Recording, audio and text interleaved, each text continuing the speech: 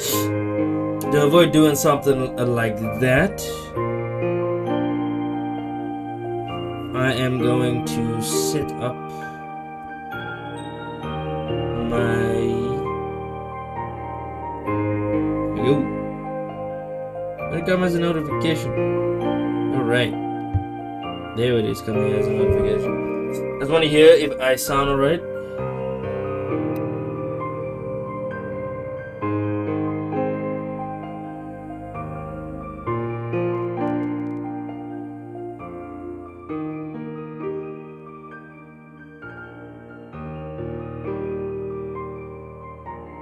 Alright, hello.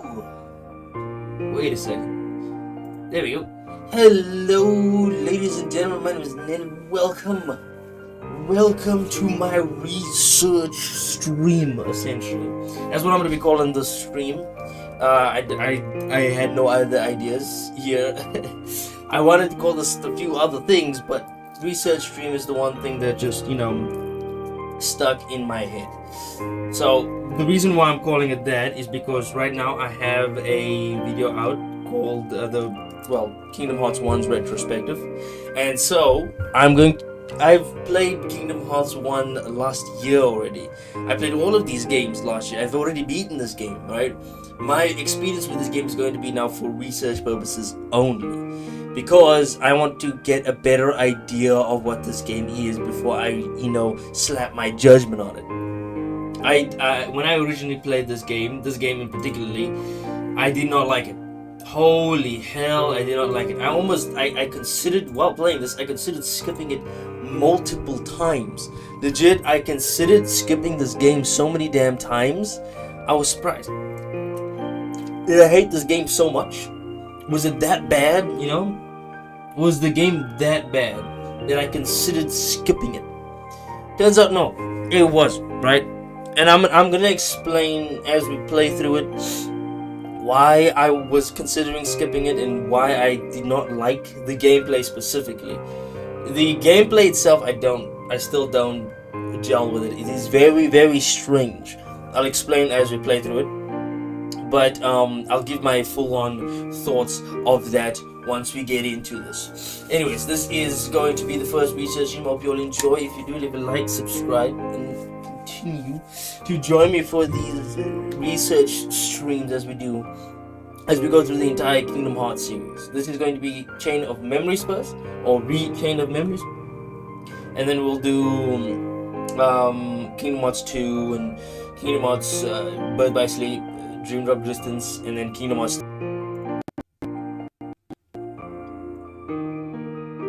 I don't want to take a look. I know my stream is struggling right now.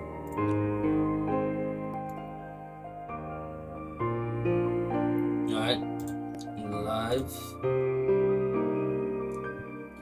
My phone is struggling, that's what's happening, yeah.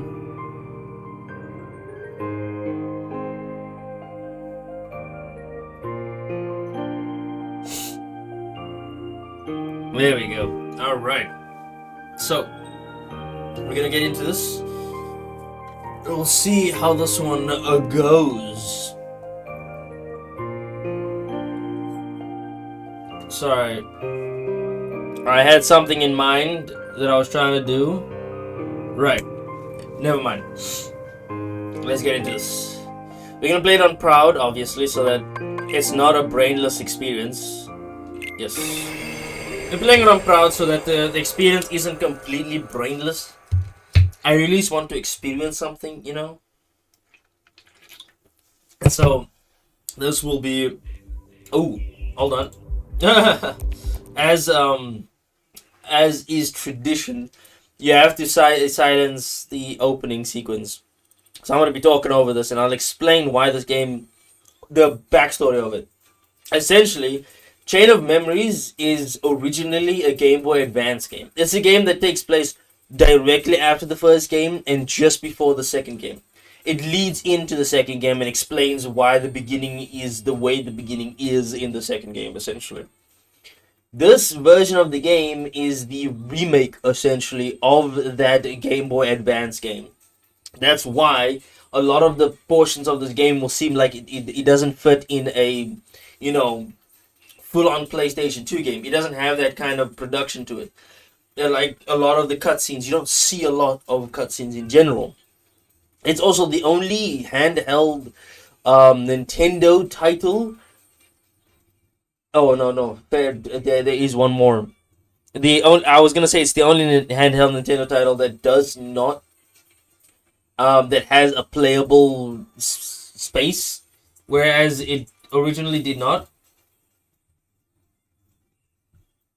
The game did not. It's the only one that has a playable. I thought that at first, but then I realized Dream Drop Distance is also another Nintendo one that did have something. You actually got to play that one. It's the only two. This and Dream Drop Distance.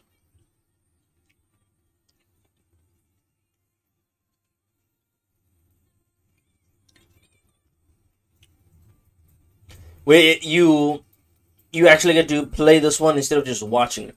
Because both DS games, Recoded and 358/2 Days are both movies in the collection.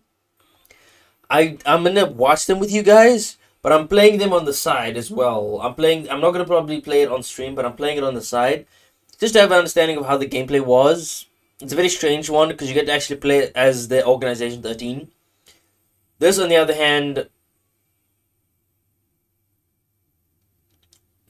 you actually get to you. This, on the other hand, is the one that you play, but it's the story of this one is extremely significant. Unlike Recoded and 358/2 Days, this one in particular is extremely, and I mean extremely, important because later games always reference the events of this game, but it doesn't. There's nothing in this game essentially it has meaning. It has meaning. It does not have meaning, but also has meaning at the exact same time. I'm not explaining it clearly. Obviously not, but the game will explain why. At the very end, you would think you can completely skip this game, whereas now I don't think you can when you look at it in retrospect. Here we go. This is what you guys gotta hear.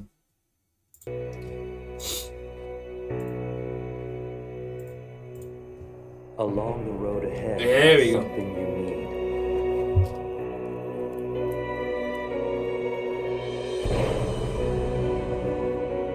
However, in order to claim it, you must lose something that is dear to you. The shit they put him through. The shit they put Sora through in this game is so screwed up. I swear, it is so screwed up.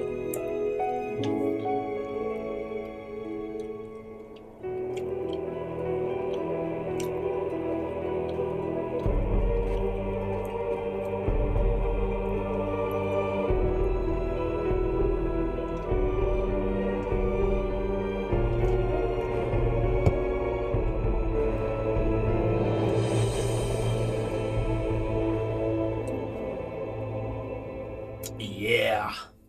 Welcome to the stream.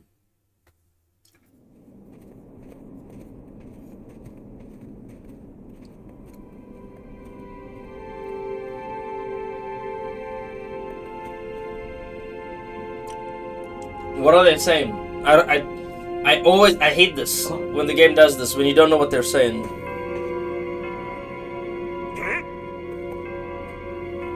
Maybe it's not important, that's why. Still though, I would love to know what the two of them were talking about.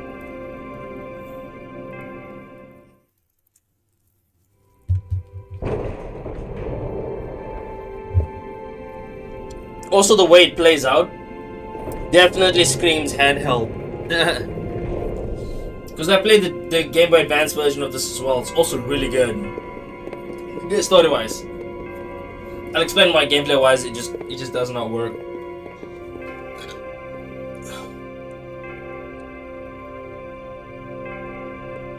Hey, you think it's okay to barge in? But we gotta do it if we're gonna find the kid. The king? King Mickey's here? Something just told me he'd be here, okay? Really? 'Cause now that you mention it, I was kinda thinking the same thing. Seriously? Me too. One look at this castle, and I just knew. Sorry. Sora. Sora's voice also changes. I believe.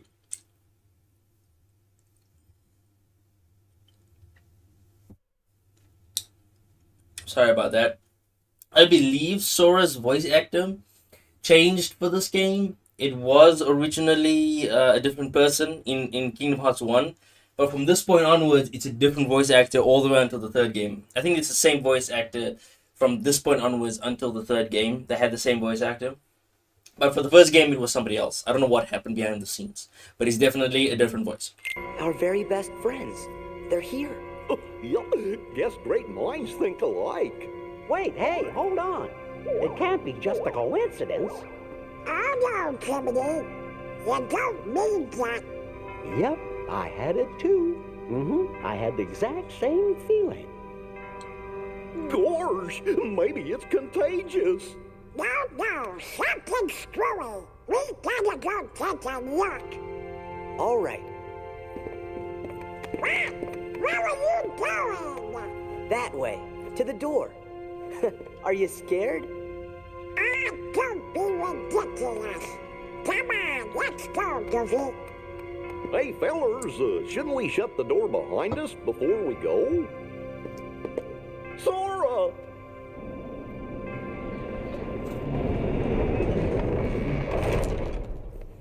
That's it. Who are you? Hi, yes. Oh, yeah? I'll try some magic. Thunder! Come on. Thunder! Thunder! Come on. Blizzard! Fire!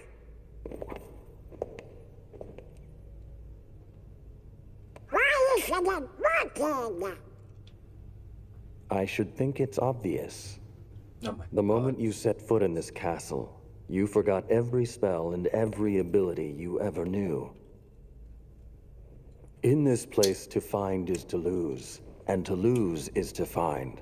That is the way in Castle Oblivion. Castle Oblivion?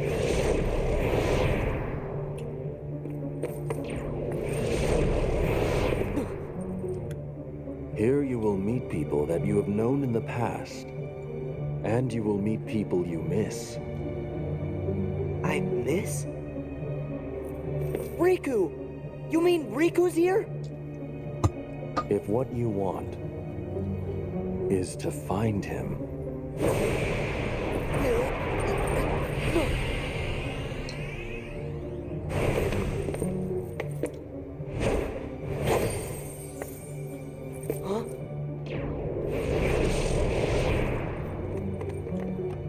I swear, watching this in retrospect, it just knowing what they're doing to him, it is so sad because it makes it seem like they're on his side, like they're helping him find what he needs, but they're not. What he did right there is something. It's so much more. You understand it more once you rewatch, when you play it from the very. Then you've beaten the game already, and then you realize what they just did to him. Because what they just did to him is plant something that will make him screwy. They think he's the same person as who they fought in the Unknown that they fought, which is a different person entirely. But this is one of them. One of the people in the black cloaks. What'd you do? I merely sampled your memories, and from them, I made this. Sampled, sure. To reunite with those you hold dear. What's this? A card? It is a promise for the reunion you seek. Hold the card to open the door, and beyond it a new world. Proceed, Sora. to lose and claim anew, or to claim anew only to lose. Okay, goddamn riddles. What is this, Final Fantasy?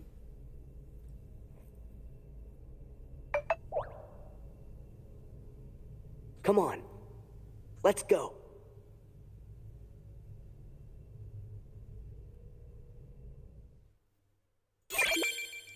Alright. Our first world card.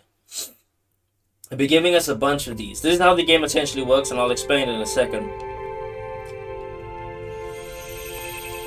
I mean, my first note here would be how the game explains it to me. Because that is one of my major criticisms of this game. It doesn't do a great job at explaining what the world is, what these mechanics are, what do they mean, so on and so forth. So, left stick or directional buttons, select card. You currently have only one world card. Okay. Is to select. They gave you an introduction. That is good. What button you should use to select. I know it's like, how would you not know that? But it's good to teach people that don't know, you know? If they don't know something, help them out. This can't be right. We're in Travistown? What you see isn't real.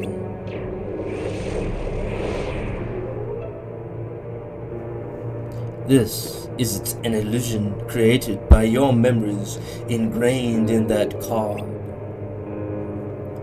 My memories?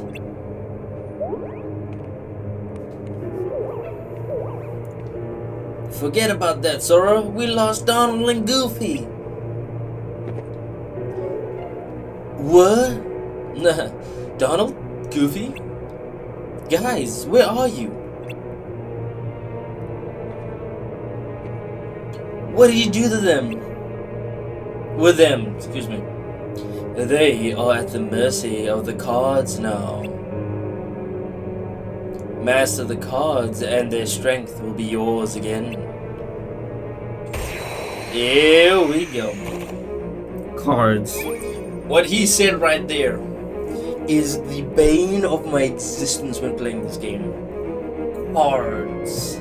And the card system in this game is one of the most infuriating things that this game ever has.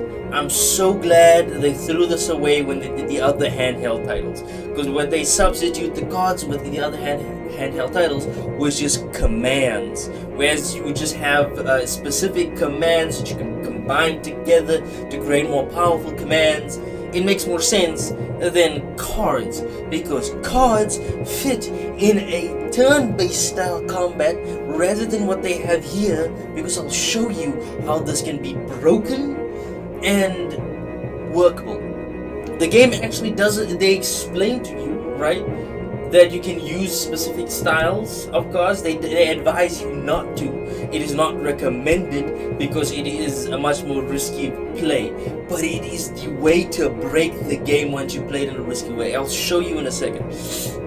And what I mean by risky way. So the laws of this castle require that your friends are transformed into. The laws of this castle require that your friends be transformed into cards. If you value your friends, you won't fail to pick them up. Okay, so left stick to move, right stick to look around, and then R3, which is, again, a lot of people, I can't blame them. Nobody knew what R3 was back in the day. I get it. Point is, I also didn't. It was a button on the controller that didn't exist. They give you good instructions on how to move and look around. They're not letting me use any of my cards yet. I can dodge, which that shouldn't be the case, but they don't allow you to use your cards and how to select it yet. So at least that's good. That's a good tutorial. You teach one thing and don't let them do another thing. Just lock them away until you get to that point in the tutorial, which is good tutorialization. Cards you pick up are added to the top of your stack. Use them and your friends will come to your aid. See, okay, X to use a card. So you're selecting. That's how this game essentially works. You select your cards. I can't do anything else, by the way. I can press any of my other buttons. I can roll, yeah, and I can move around and turn the camera and jump. These are the only. You can only move like they have instructed you before. But I can't do anything else. I press any of the other buttons. I press triangle. It does nothing, which is good tutorialization. I explained to some extent what I think is a good tutorial in my video that's in the description below. Check it out if you want to. So that's how you use a card. You press X.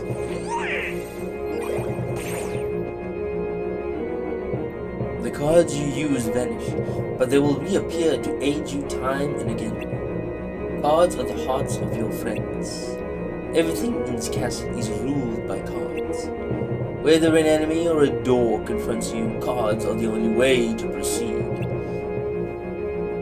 I know the game is extremely loud. Hold on, just give me a second. Just tone down a little bit. The game isn't overpowering you because let me hear.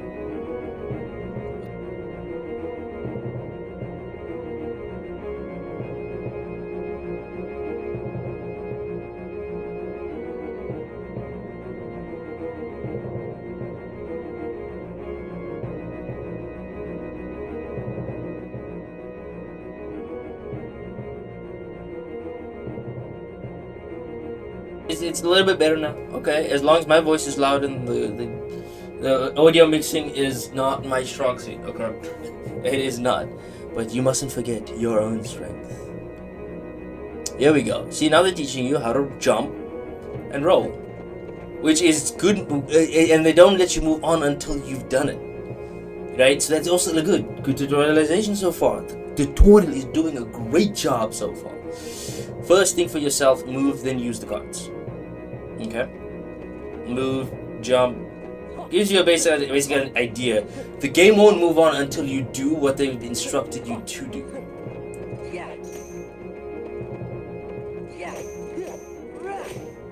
See? That's how you attack. You select essentially the card that you're using. If you're gonna do regular attacks, and the 3 cards at once is the 3-hit attack that you had in the original game, in part 1 essentially. In this game, it's not so simple. 3 cards does the 3-hit attack, and then a 4th card doesn't continue that attack. You start again from the beginning, which is very strange. You now know how to use your strength, but it would be of no use if you lose sight of your opponent. I wonder if you can catch me. Or okay, lock on. I'm playing this like a toddler, okay, so that I'm playing it like a toddler so that we can all understand whether this tutorial can even teach a toddler, you know, like how someone who's never played video games before, now I'm playing it like that, so the tutorial can actually teach me how to play. Every move you make causes a card to disappear. If you use up all your cards, you will be unable to act. But there is a solution. Keep using cards until you run out, and I will show you. Okay, a good tutorial where they make you actually run out of cards. So keep selecting the cards over and over until you run out. See, it stops essentially. You do a 3-hit combo and then you start again from the start. You have no more cards, and without them, no power. If you want that power back, you must focus. Bid the cards return to you, and they will. So you can hold. Okay, so reloading cards. Quickly select reload cards. Oh, and then you hold this to bring back your cards. So if I don't have it selected anymore. So what they meant there was you press up on the D-pad to quickly select that reload cards, and then you reload your cards. The strength of your heart brought back the lost cards. You can recall spent cards at any time. You need only wish it. But each time you do, the cards will take longer to return. The cards are by no means unlimited. Use them wisely. Anticipate the flow of battle. and choose the most effective cards. You may use any card in your deck. Okay. L1 is to cycle the cards left, and R1 is to cycle the cards right. Like that. So what essentially they meant before was push up on the D-pad. Okay. The 4 card types you use in battle are grouped into 2 wider categories. The first category, attack cards, magic cards, and item cards. The second category consists entirely of enemy cards. To use cards from a different category, touchpad to switch categories. See, when I move to a different card and I press up on the D-pad, it goes straight there. I didn't know that. I forgot about that initially, but it's good that I'm replaying this. I forgot entirely about that. So you press dash the D-pad to change categories. Okay. Which is your monster cards. Monster cards are buffs. They don't explain what monster cards are. I'll explain the rest to you in a second. Okay, cards will empower you whether you are attacking or defending. But it's up to you to decide when to attack and when to defend. Do not forget that.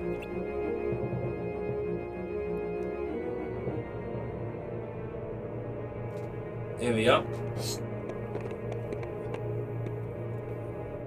Are you two alright? Where have you been? You tell us. When you opened the door, we saw a strange light and the rest is just blank. Gee, that doesn't help. Try to remember what happened. I have to keep my journal up to date. Hey Donald, where did I get the new clothes? Why, me too, Goofy. My worst voice impressions of these characters. Somebody's been messing with our clothes. Could it be the cards again? This is for you to ponder. Master the cards and make your way through the castle. But from here, you walk alone. Alone? Alone? We can't let Sora go alone. Yeah, Sora can't do anything without our help. Thanks a lot, Donald. Sure you'll be okay? Of course. You want me to go alone? Fine, I can take care of myself. The hero speaks boldly. Go then, the rest of Castle Oblivion awaits. Walk the avenues of latent memories and you shall meet someone dear to you. I now understand what the hell he's saying. I'm gonna spoil just a little bit, okay? Essentially, they screwing with his mind. What they're doing is they've made a copy, okay, of all of his memories, and represented that copy of memories in the form of cards. The more he uses these cards, they will replace the memories he's already had. It will replace the memories he's had. Essentially, that's what they're doing. So when he came to Traverse Town, at this point, this would be his memory of Traverse Town. Whatever he's remembered prior to coming into Castle Oblivion and how he went to Traverse Town, that is forgotten. So whatever you did in Kingdom Hearts 1 in Traverse Town, that would be replaced with this Traverse Town. Do you get it? They made a copy to replace the current memories on top of it. So that to put the current memories, that's where he is in Traverse Town, to put that on top of his memories of Traverse Town in the past. So he's meeting with all these characters would be this way. Thus going through each of the old worlds. We're going to be going through every single world in Kingdom Hearts 1. And what they're doing every time you enter these worlds, your journey through them is a replacement for your journey through them originally.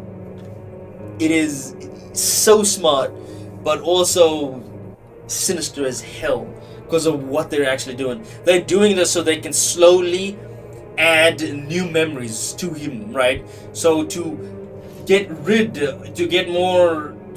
place more of a foothold in his mind, to create more of a foothold in his mind so that they can essentially add memories they want to be there, replace old memories, replace someone in his life that shouldn't be replaced, and so on and so forth. You get the deal. It is such an interesting way of doing this. It is so downright evil, but okay. I've got a bad feeling about this. Relax, Jiminy. I'm ready for any tricks he's got up his sleeve. How hard can it be to figure out these cards? All I have to do is use one in front of that door over there.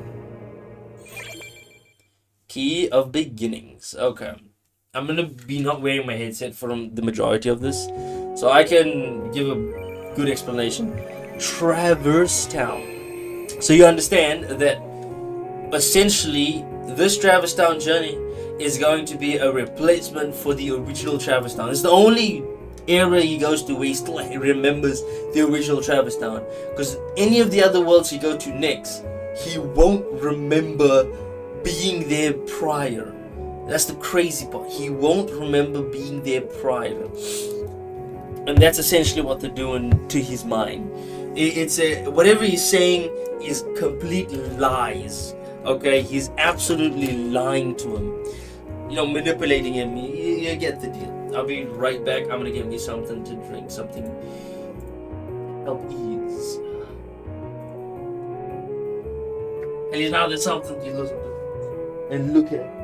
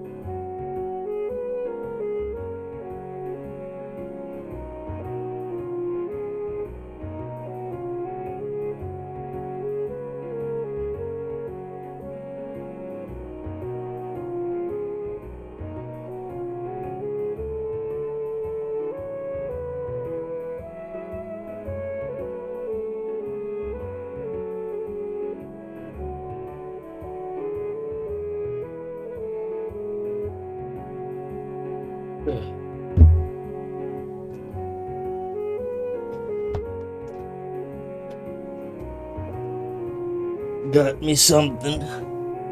Oh. There we go. I got me something that can just, help me get me through this. Right. So you can perform the following actions in the field. Yes. We know that already. Okay. Good. Swing your Keyblade with X, jump, and then dodge roll. Okay. Striking objects in the field with your Keyblade yields various results. Alright. Try striking this barrel.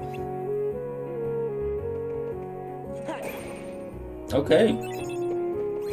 I have acquired a card.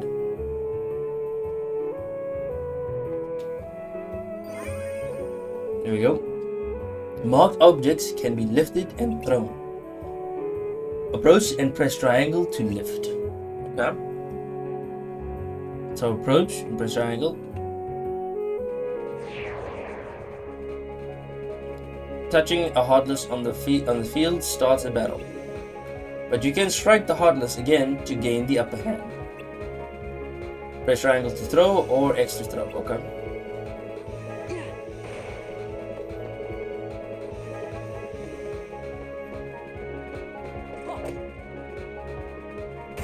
There we go. Oh. Alright.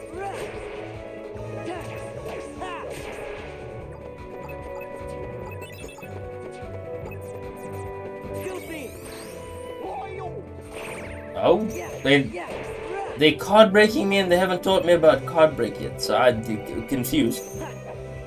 I card break them and I don't know why I was able to card break.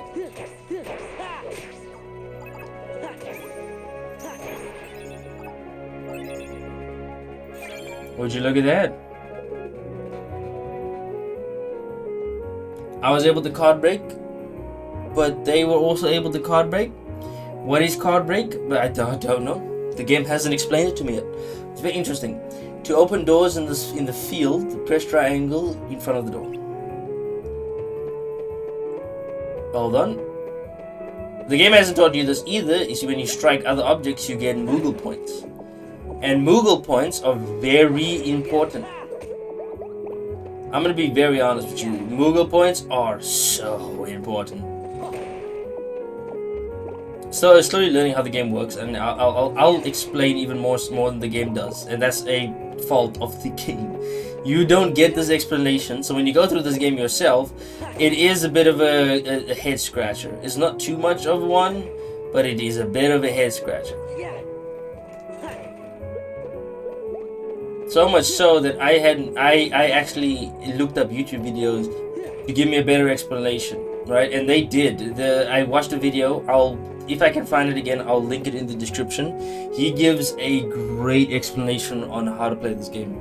If you don't watch his video, you're not gonna get far. Or if you don't watch my video, you're not gonna get far.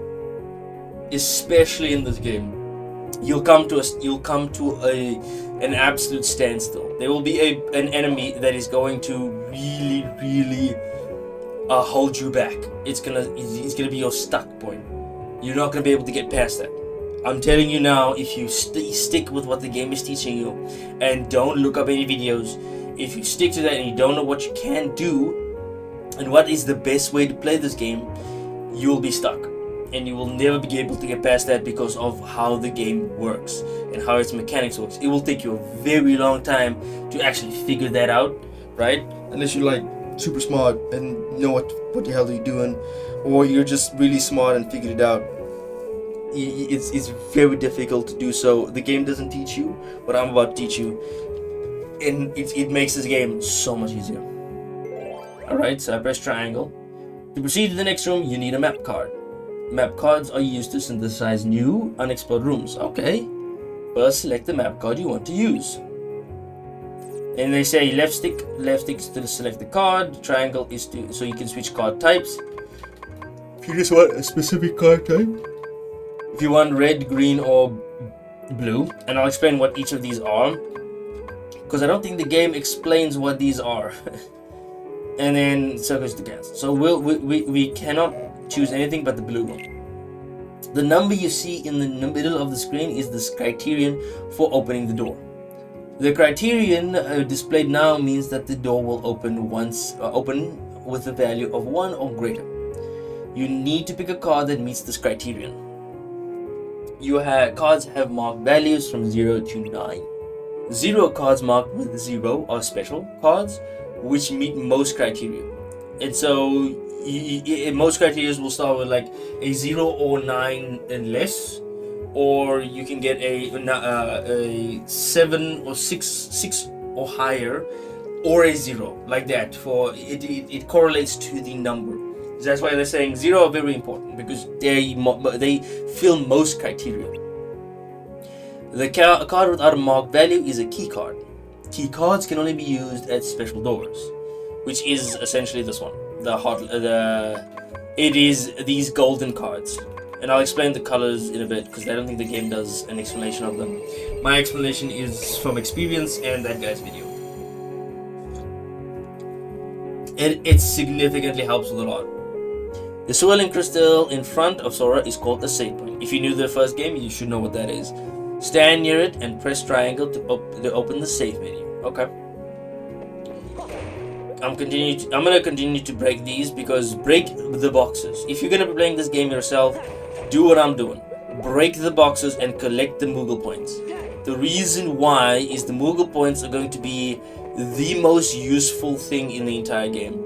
They're going to make your life so much easier, because it's going to allow you to get cards, right? Cards that are going to make the gameplay so much better. And that's my one criticism, my one big criticism. I have smaller ones as well, but of the gameplay is the card system itself. The card system does not fit with a real-time action game. It fits more so with the turn-based style action game, be it in the Final Fantasy style or the action battle system that they had for Final Fantasy 7, 10, 12, 13, and the rest of the series, well, 16, 14, 15, 16, and they didn't have that. They had a real-time action system. But point is, the fact that you're using cards and they limit it and you have to reload these cards, it works better in a turn-based system where the enemy will be using their set of cards. You create decks essentially, and essentially like a card game. So you create decks to go against your teammates, and so you would select the right card combination, or which you do in this game as well, which is selecting the right card combinations. But the right card combination to do a specific attack with a amount of damage, you can have a little bit better than having to run around and try to dodge all the enemy's attacks, because sometimes the enemy's attacks are guaranteed hits regardless of whether you're dodging. That's how annoying it is. They're guaranteed hits, especially if they card break you. And that's why the system just does not work in this context. If it was a turn-based style game, it would be so much better. It would be a whole lot. It would be even way more interesting. Oh, excuse me, I have a lot of wind in my stomach. Oh,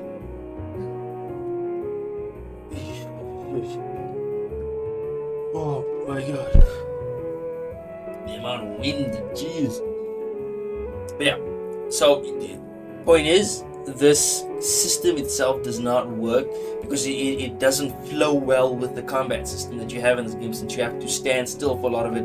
And when an enemy does an attack, it is very difficult to dodge. Even if you do find out how to dodge it, right, it is still very difficult to get out of the dodge. The only way to really stop your enemy's attack is to card break them. And when they explain, I'll let the game explain card breaks. So I already have a save data here, which is actually really late in the game. Level 49. I don't know when I did that one. That's ages, bro. Okay. I have almost the same money or Moogle points. Not money, Moogle points. The reason why is because the Moogles are so damn good for this. So it sees here, so the criteria is a card with a number 2 or higher, right? So if I click here, I have a 2. I can even put a 3, 4, 5, 6, or 7. Now I don't think the game actually explains the different colors. So red cards are monster cards. What this means is it will be anything related to monsters. This is tranquil darkness, meaning there's very few monsters, and they're not as aggressive towards you. They would disappear. They will see you. They might come after you, but if you go a bit of a distance, they lose aggro and they disappear. However, there are different types of red cards, right? Tranquil darkness is one of them. Red cards signify monster type cards. So whatever monster, if you're going to go into a map, if you have one of these cards, they lead into a monster map where there would be monsters in them, or heartless in them. So it's a heartless map where you would find heartless within, right? Green cards, on the other hand, are treasure cards, where it would lead you to treasure rooms specifically. That's what these green cards are always for. At least that's to my experience. I don't think that is the case, but the game does explain that. Then the blue cards are specifically for safe rooms and Moogle shops. They're really useful because safe rooms, Moogle shops, or anything of the sort, right? That gives you a buff or it helps you. That's what they're for. Just like what the green cards are for. Oh no! The green cards are specifically for buffs in that area. So you would constantly get magic cards. You would constantly get cards such as character cards that spawn more often, or summon cards that will spawn more often when you're in combat, so on and so forth. You know, that's what green cards are, and this is the treasure and safe room areas. It will allow you to get through. Blue cards are very important compared to the red cards. Red cards are also good for grinding, gathering XP, you know. That's what they're more for. Anyways, let's use Tranquil. I don't think the game properly... They don't explain the type of cards. Maybe they do and I'm just stupid. They probably do. They probably do. Oh. I'm stupid. That wasn't what I wanted to do. Alright. Before I mess around in my deck, I need to meet a Moogle.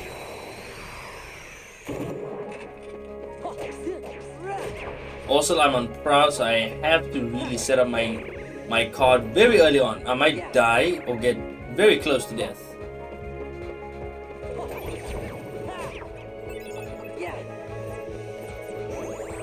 Alright, let me focus up here.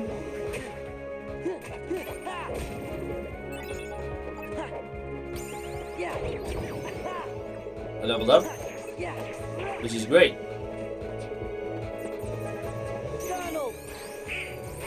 There we go. You see, now we have a green card. So Alchemy Awakening gives that buff, the map you're going to a buff. Alright, here's another tip.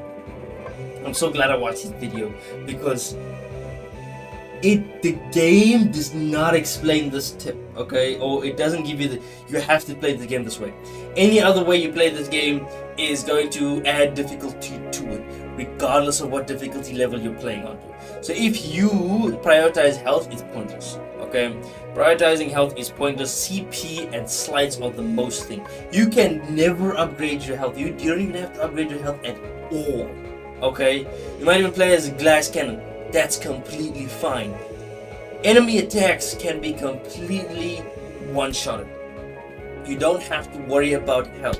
The way I'm gonna play this game means I don't need health for a majority of the game until maybe the last couple of boss fights where it's a little bit more difficult. Then I need health. So, the way you have to play this game, and I'm so mad that the game doesn't teach you this, slides are so important. They are the most important thing in this entire game. Anything you do, you have to have slides. 100% of the time, you must have slides. Okay? You always go for slides because they're so broken. You will see what I'm talking about. Slides are the way to go. But the game does not think so. And I'll show you what I mean. So 5 of the same. Also, there's criteria to using slides. Slide towards distant targets for close range attacks. 5, 5, 5. No, I know. Right now I don't have the criteria to use it. I'm gonna hold off on.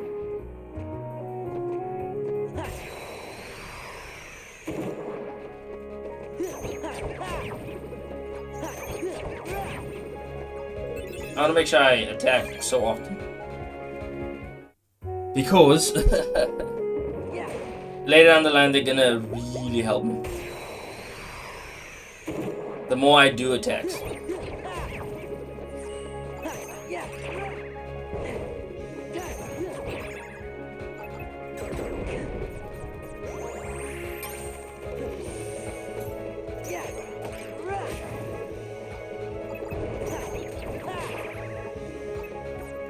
Yeah, they card breaking me constantly. He plays that card, I cannot play anything. And then I have to stand still when I reload my cards. Look at my health!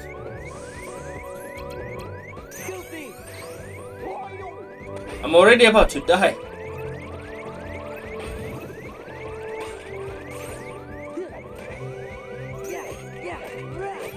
Ooh, there we go. I'm so close to death. Thank goodness I'm leveling up. Okay. Right, so I'm not gonna upgrade my health. I'm gonna go straight for CP. This is how my leveling path is gonna be. Slight CP health.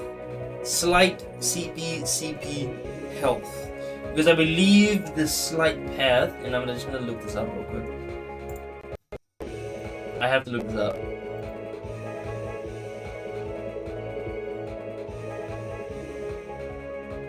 I don't know what I'm looking at, but training. I know you don't see what I'm doing. I'm just looking up exactly what they're talking about, right? So trainer memories, leveling up.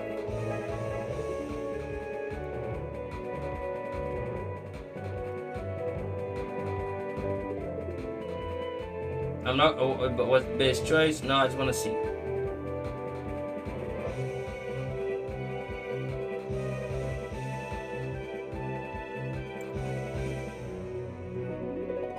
Path.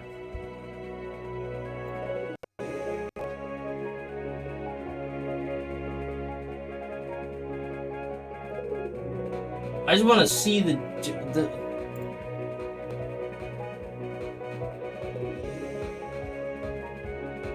Okay, so I'm playing on proud. I just realized what enemies are. So enemy health HP is normal, but they deal damage of 120%. The random Joker card has 0.1% of chance to spawn. Okay.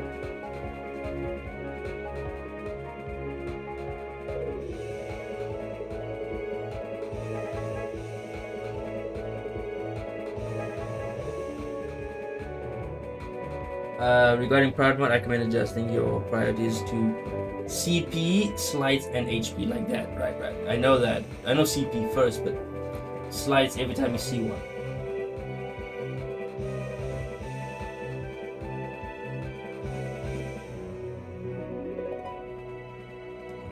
I know that. I just want to see what comes.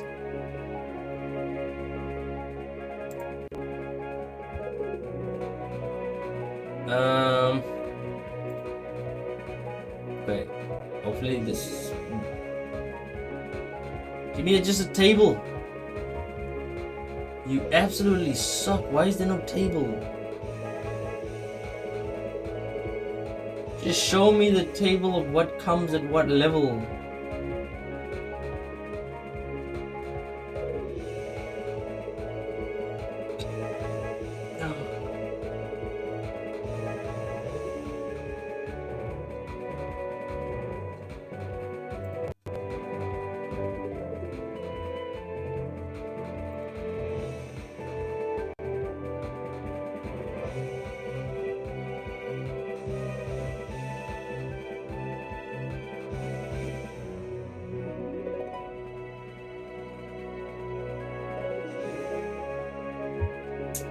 Not what I'm looking for.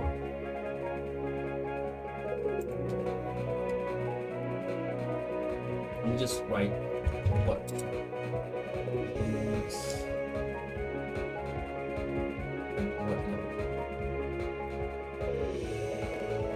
There we go. What comes at what level? No. No. What are these? What's on?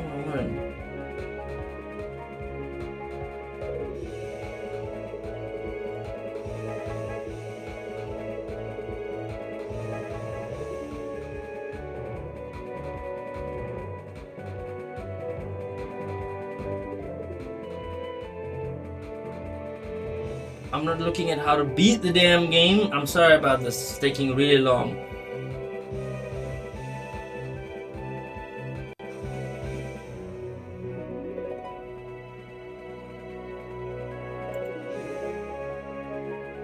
So there was playing cards of it. It's not what I'm looking for.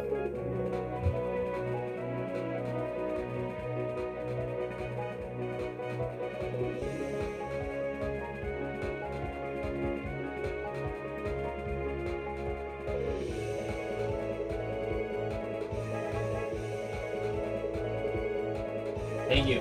What do I get at what level? Oh my god. No.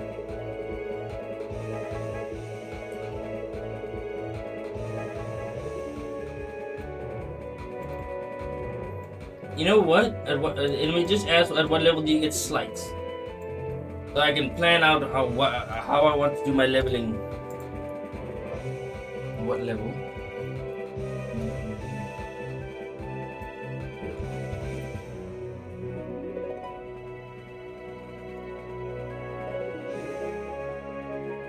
I don't type fast. I'm sorry. This is so weird. Sitting here searching.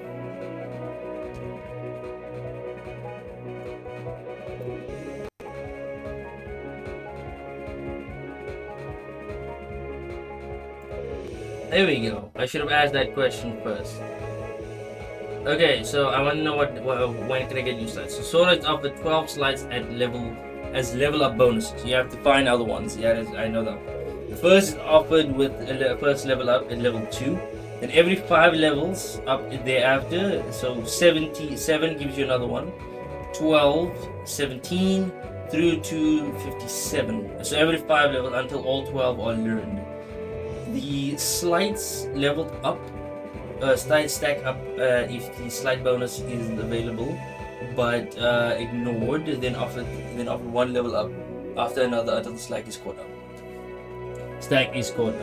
The rest of Sora's slides are learned in a number of ways after boss fights, in reward rooms, or in the bounty rooms, treasure chests. Okay, I figured out what I wanted to know.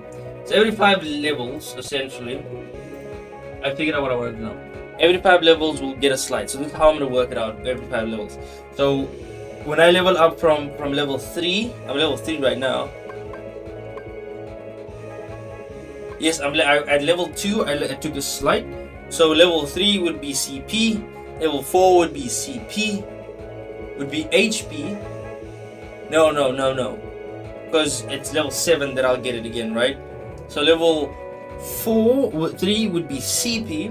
Level 4 would be CP, level 5 would be CP, and then level 6 would be, when I get level 6, it'll be HP, and then again at level 7, I'll get a slide.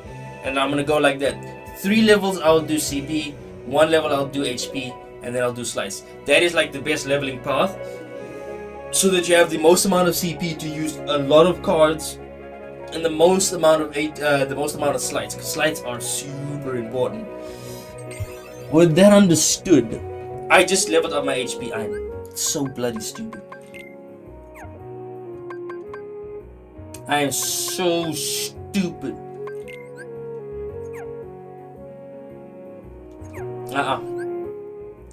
Restart. I'm just gonna restart the game. Just after I went through that goddamn explanation, I threw myself under the bus.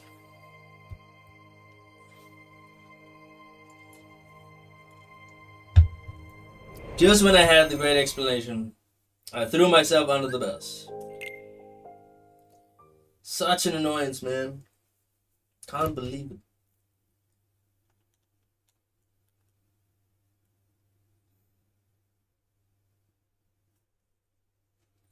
But now we understand how we're going to do our leveling path. I gotta remember, 3 levels, level 7. So every 5 levels, but level 7 is the next one. So every 5 levels, we'll get a slide.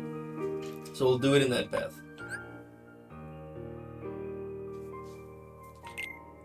There we go.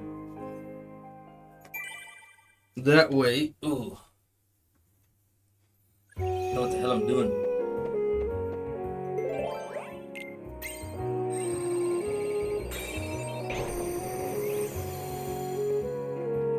I gotta make sure to write all this down.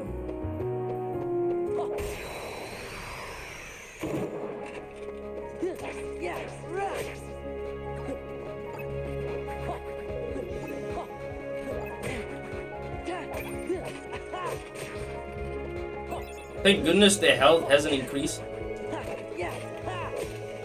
Because if their health did, we'd be screwed, man.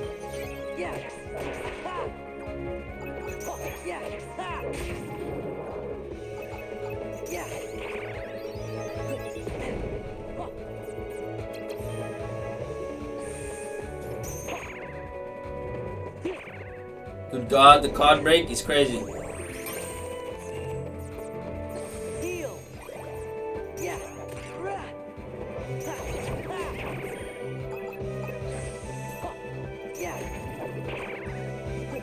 I'm using number 4 so much. Stop using card breaks.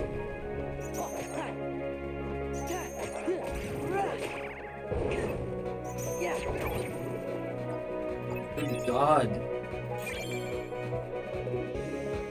Right. Slide. Then CP, CP, CP.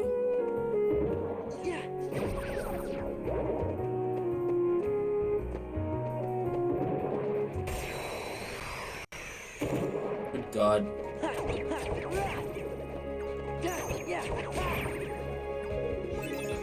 I'm gonna have to set up my deck, and I'll show you how I'm gonna do it. The moment I get the opportunity to do, I'll show you how I set up my deck, because I have to set it up specifically. Otherwise, it ruins everything if you don't set it up properly. I'll make sure I have thunder. Look at that! I can't use anything.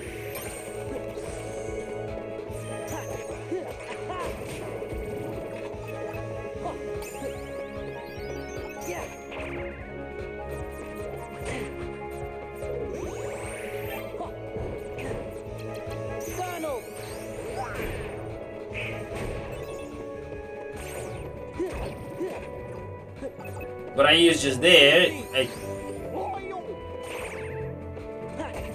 Look how the card breaks. I absolutely hate it. It's so annoying.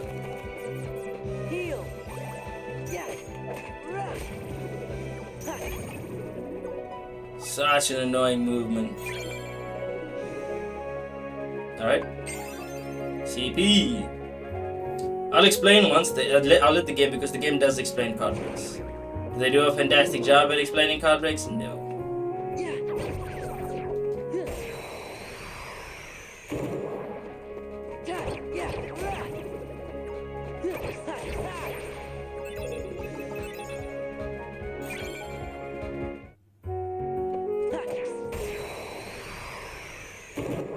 I'm gonna make sure I do every encounter, because they're gonna give me enough map cards to work with. Look at that! If I don't have a card high enough, it just doesn't work. That's what I'm telling you, slides are so good.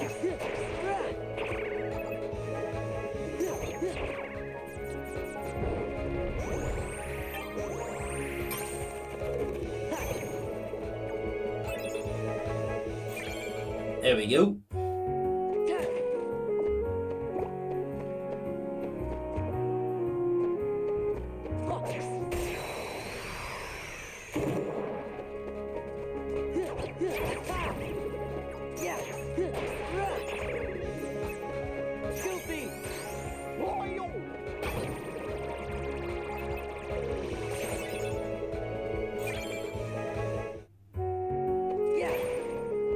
Oh, don't go away from me.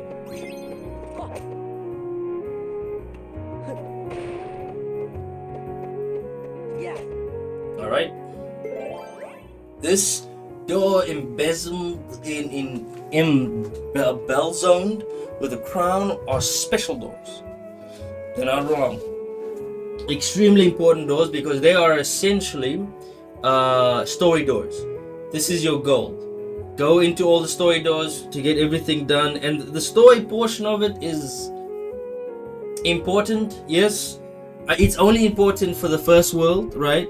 For the first world, in the next couple of worlds, I will not be talking. I'll be skipping through them, right? They are. I won't be talking through them. I'll just skip them, because they're not like outright skip them. I will let a dialogue play, essentially. The reason why I'm saying that is because they are completely pointless. It's a retread of the first game, and it has nothing to do with the main overall story with this game. And there's the feeling of a handheld title.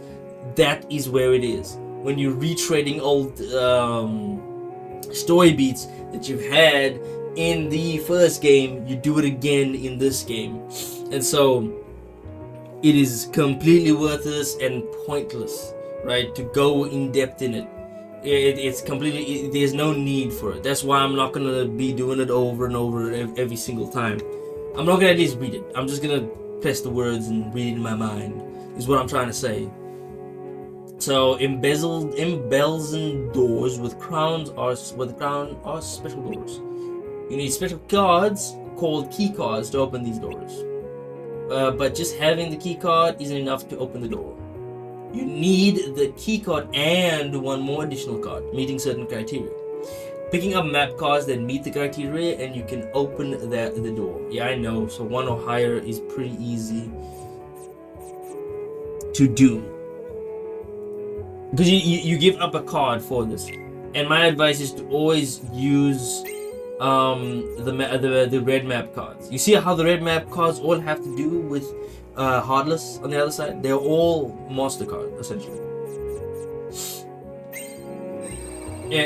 Not in bad ways. Some are good, some are really bad. Some really, throw you off.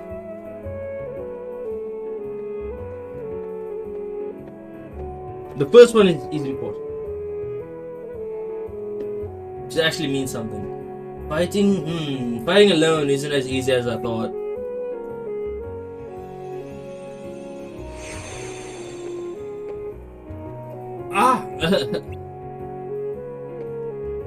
Don't pop out of nowhere like that. Hey, it's not our fault. We don't know what's going on.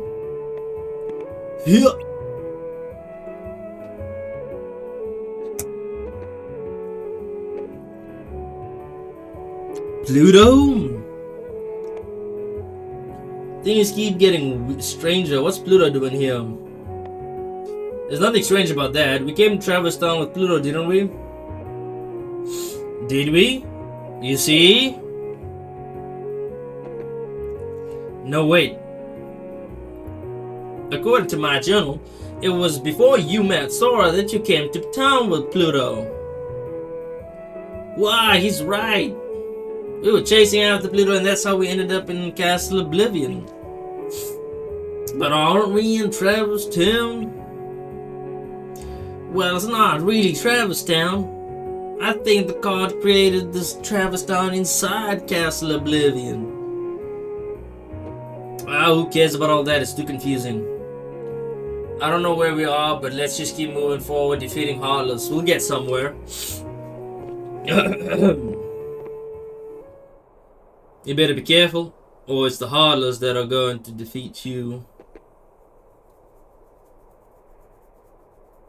He's the inhabitants of Traverse Town is the reason why it's important. Leon, it's you. What are you doing in Castle Oblivion? Castle Oblivion? What are you talking about? This is Traverse Town. And how do you know my name? Who are you? Oh, excuse me. I've never met the likes of you before. Quit playing, Leon. We all fought the Heartless together. You know that. Look, I don't know what you're talking about. I don't even know your names. You don't? Sorry. I can't believe it. How can you have forgotten about us? I feel for you, but you've got the wrong guy. It happens all the time. Don't take it so personally, Sora. You just called me Sora. You do know his name. Oh, no, hold on. Why do I know your name? You think Leon's just kidding around? If he is, it's not funny. Sora's really upset. Who's kidding around, Goofy? You and Donald are the ones who... Hey! I don't get it. Something's wrong with my memory. What's happening here? I don't know, Leon. Maybe Aerith was onto something after all. Hey, Yuffie. I'm surprised they chose Yuffie for the Kingdom Hearts series. There's like abundance of characters. Well, they chose 2-3 characters from Final Fantasy VII. They chose Yuffie, Aerith, and Sid. when they could have chosen like Red 13 or something, someone much more aligned. But yeah, she said she sent some uncanny kind of power and asked us to look into it.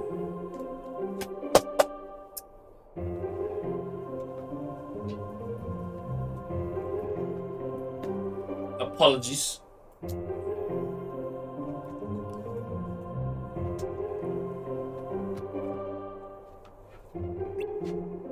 Oh. Well, this is as uncanny as it gets.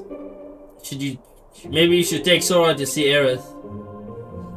Yuffie, you know my name. Yep, looks like you know mine too. You know him? Nope, total stranger, but I definitely know his name. Strange, yes, but convenient. We can skip the introductions. How is it that you can accept the situation so easily? I don't get you. Well, I'm gonna run ahead and fill Aerith in. Leon, you give them the grand tour. See you later. Ugh.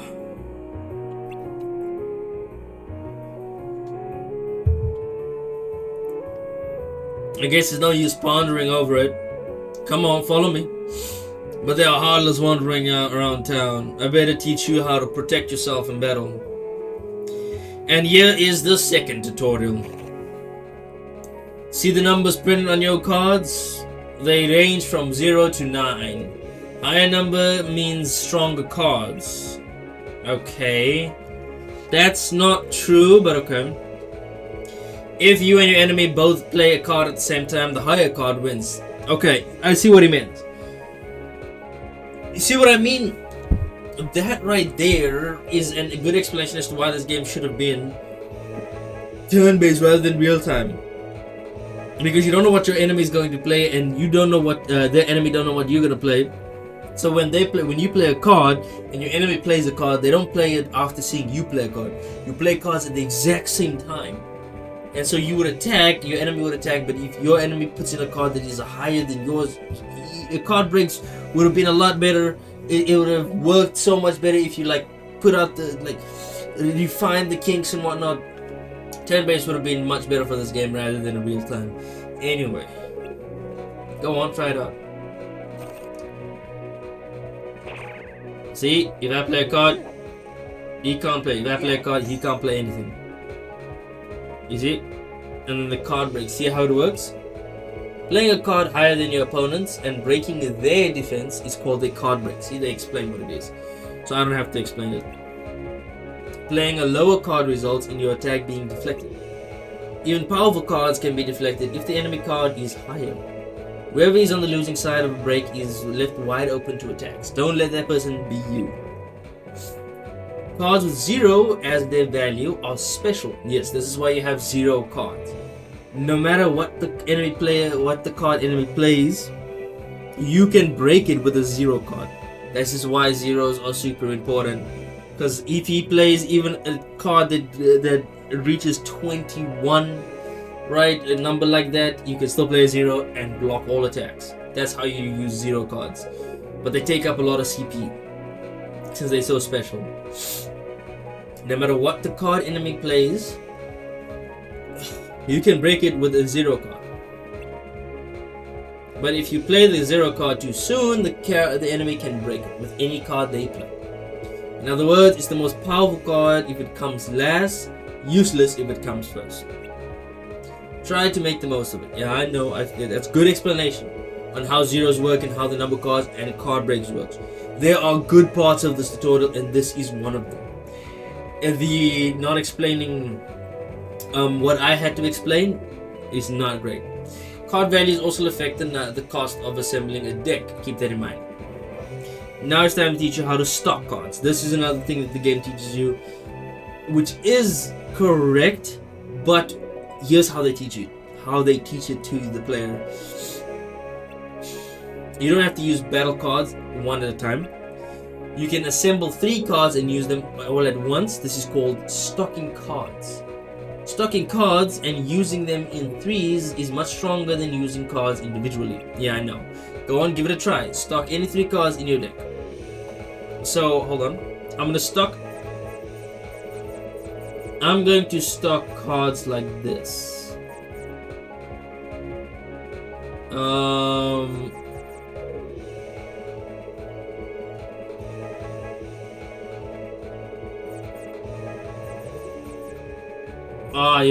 Here we go. Triangle is, at least they're teaching you how to stock cards, which is good. Usually they don't. They do. They always do teach you how to do this. The problem is how they treat stocking cards. It is vital. It's not that you can do it. It is extremely vital. You'll see what I'm talking about in a second. That's how you stock cards. The sum of your 3 stock cards becomes the value you play. The value is usually high and hard to break, and the combo attack deals a lot of damage. Don't hold back. Show me what you can do. So to activate the stock cards, you can press these 2 buttons or triangle, right? Which do work, but I usually just use triangle because it's mashing the button. And the reason why I'm mashing the button, you'll see what I mean. And the way I set up my cards. Combo attacks aren't the only benefit of stocking cards. Choose your cards carefully and you can unleash special abilities called slides. Slides come in all varieties and each has its own unique card combination. You should try it out once you've collected more cards and learned a slide or 2. But keep one thing in mind. Every time you use stock cards, you lose the first card you picked. You can't reload it. The lost card won't return until the end of the battle. Relying only on slides will cause your cards to run out. That means trouble. Yeah, you see how the game tries to scare you out of using slides? They don't scare you out of using slides, but they tell you relying on it is not a great idea because it will mean only trouble. And you listen to me. Okay. You cannot play this game without using slides. This game is built on slides. Okay? Slides are the only way to get through the game. This is coming from someone that had to beat the game by struggling without using slides. Because I stopped trying to get slides since I was like, okay, the game tutorial told me that it will only mean trouble if I rely on slides. So I'll get occasionally a slide, right? When in reality, no. The game tells you this, but I'm telling you now. Hold on. I am dropping a bunch of frames. I should drop a bunch of frames.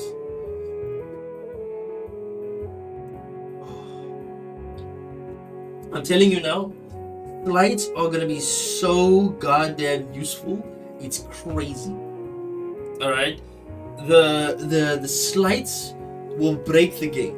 But it's the only way to get through this game. Is to use slides and to stock cards constantly. The fact that the card doesn't respawn, that's completely fine. The reason why I say that's completely fine is because by the time you finish using the combination that you put together, you've already won. You've already beaten the game. Once you put together the combination that you want, the game's finished. Or at least the boss, and you unleash that combination. Every encounter ends before you even have to use it a second time. That's how overpowered slides are. The encounter ends, the boss fight ends, you get the point. You'll see what I mean once we get into boss fights. Holy hell, it just destroys, it clears boss fights. You'll see what I mean. Once I put together my deck, and how you're supposed to put your deck. Think you've got the hang of it, Sora? Yeah, more or less. I'll pick up the list when I fight some real battles. No, I'll pick it up from YouTube. That's how I'll pick it up. Oh my god. The wind! I'm breathing in and not breathing out. That's the reason I have so much wind in my stomach. Oh. Yeah, I found this lying around. You take it. Remember what I told you? Make good use of it. And he gives me a summon card. That's another card. I'll explain it in a second. Okay. Excuse me. Now, before we move on to another world, let's review our decks. Right? Now, this is how the game assembles your deck in the beginning. And I'm gonna tell you now,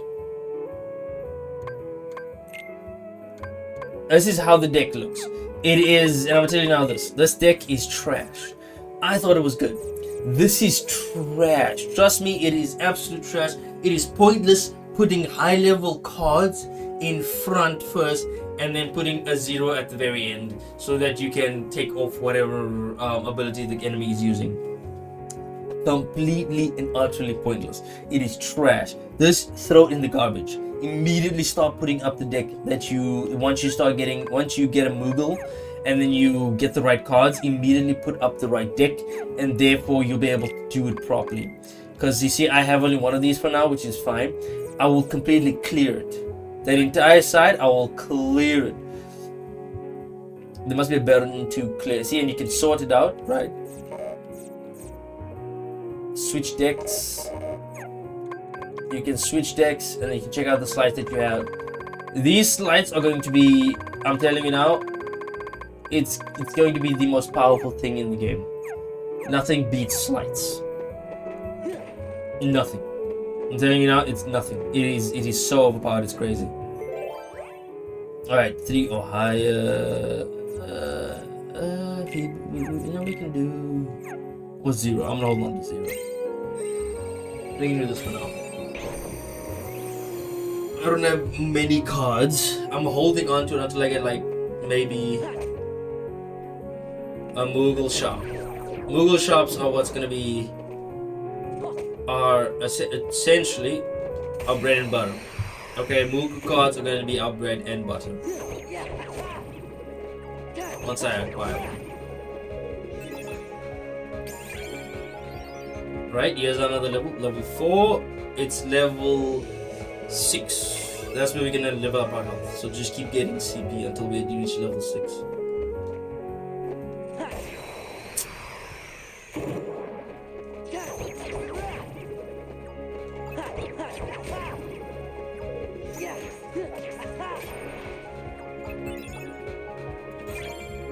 I'm so glad health stays the same. Oh, by the way, I keep forgetting to mention this, but Kingdom Hearts Regenerated Memories is 2 campaigns. It's not just one. 2 stories. Riku's and Sora's. It's the only game where you're allowed to play as Riku. Or you get the opportunity to play as Riku.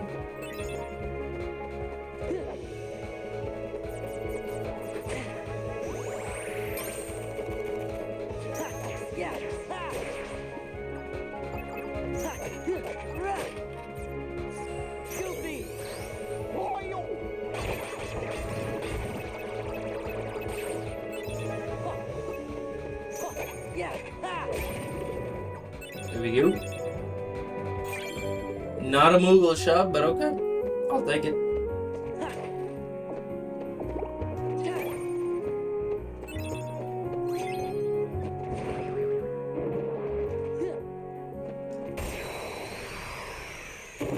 Every time.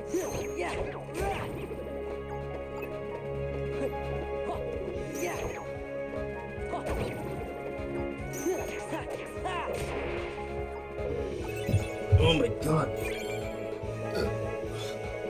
The wind in my belly is just going nuts, so man. Ugh. Right. Ah, ice card, please. That'll be the only ice card I have for now.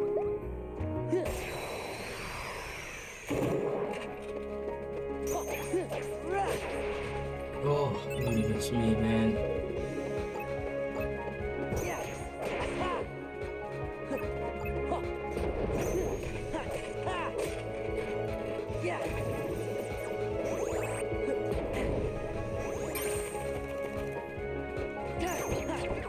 They're doing a lot of damage. And it's not great.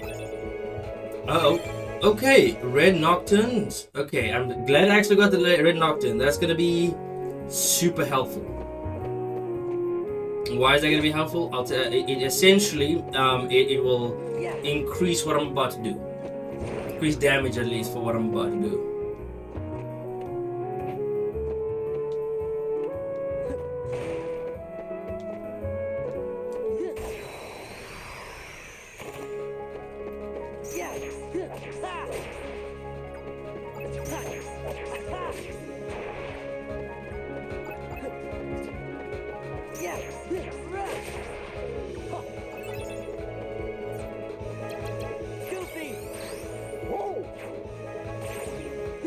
Dude, the hell was that? Grab all this.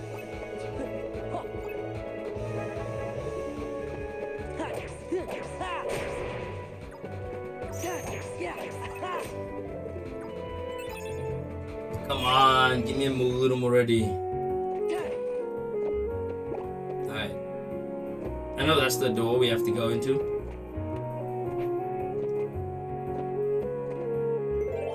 Yeah, it is, Okay, that's fine, Let's open up the whole of the map. I'm so glad you can take a look at the map. Now, you see there's another, there's 2 more icons, and I'm assuming one of them is gonna be a very interesting room.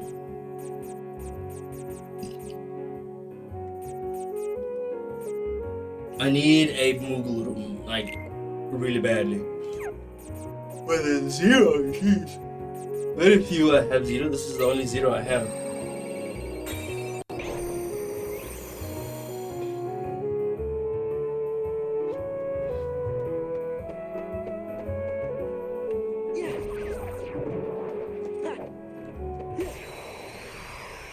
Not what I wanted to do, but okay.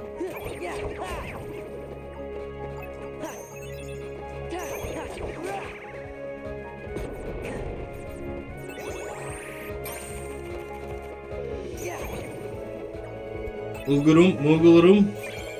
God damn it. Give me a Moogle room already.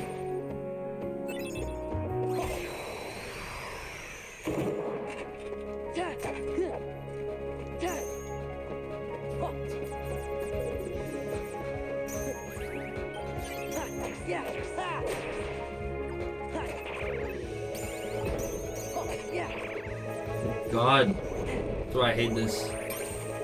The card breaks are so annoying. And the arena is quite small, so they can, when they want to attack you, they hit you.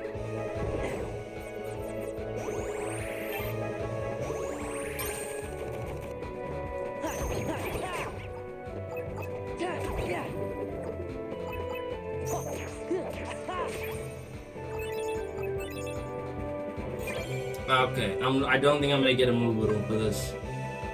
Level 5, CP boost. And then level 6 is gonna be an HP boost.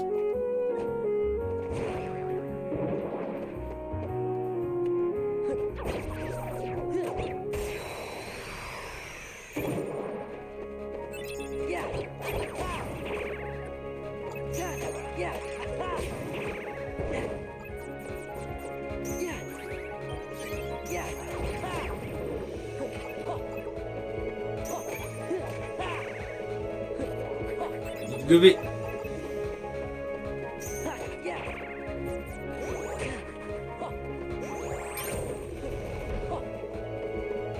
Don't try to escape. Not yet, not yet. Hold on. Here we are. That's what I was looking for.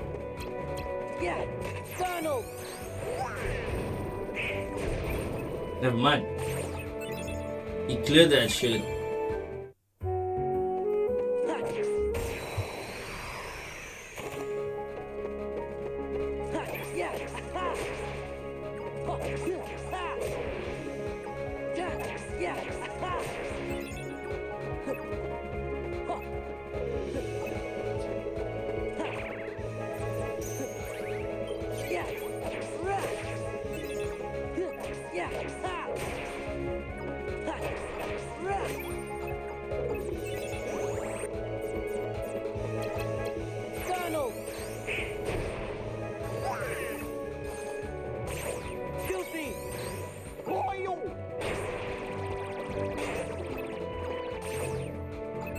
There we go.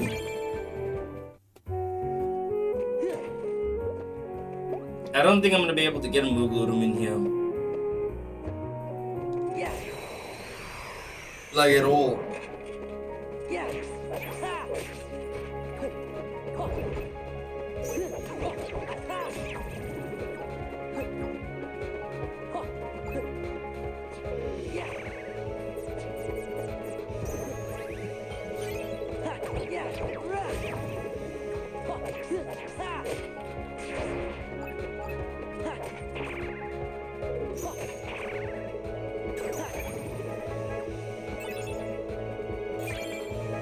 No, I'm not getting a Moogle room.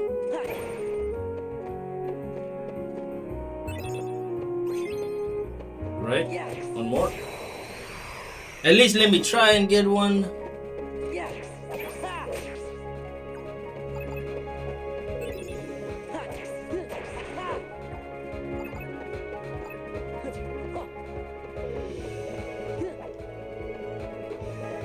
I hate that they do that.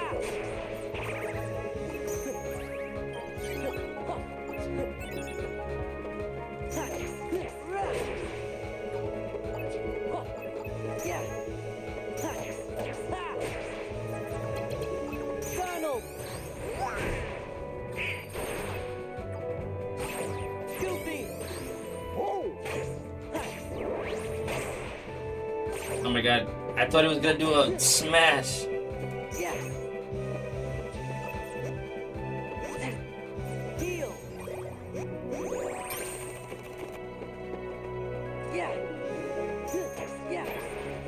There we go. Okay, I'm filling up on cards already. And we're not even outside of Travistown. Which is good. Not bad. It allows me to get things.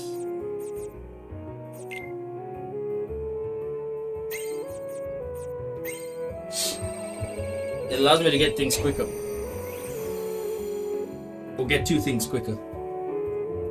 I'm gonna get a lot of cards before I can do anything else.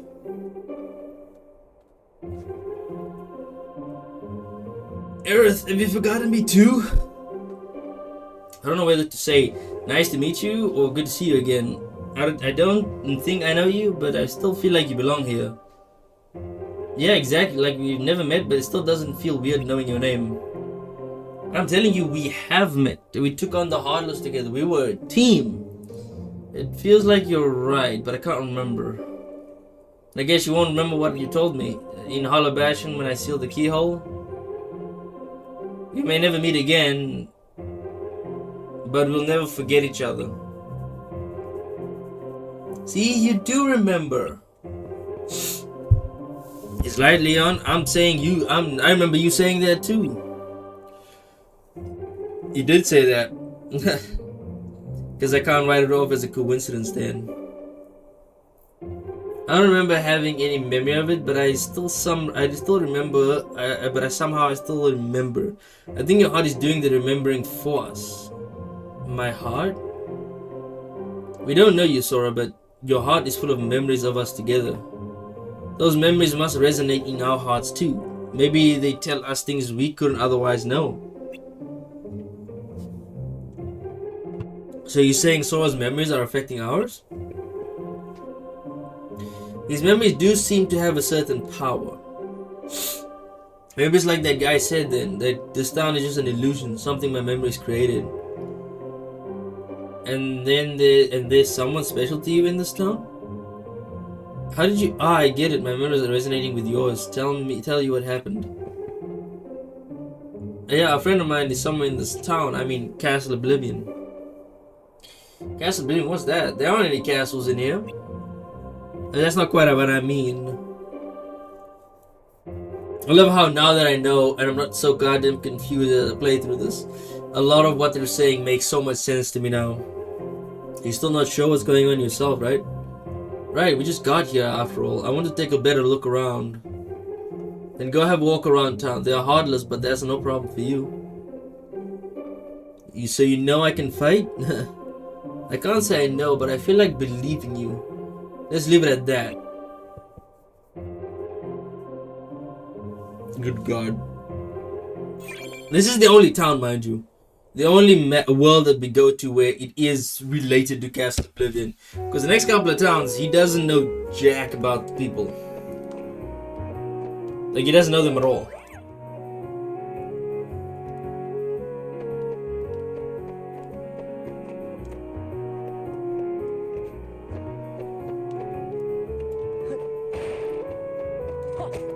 He doesn't know any one of them. So that's why I'm saying, very interesting. A green card. Any green card, right? Let's do that then. I'm trying to get more magic cards. That's my goal. So I can set up my deck properly.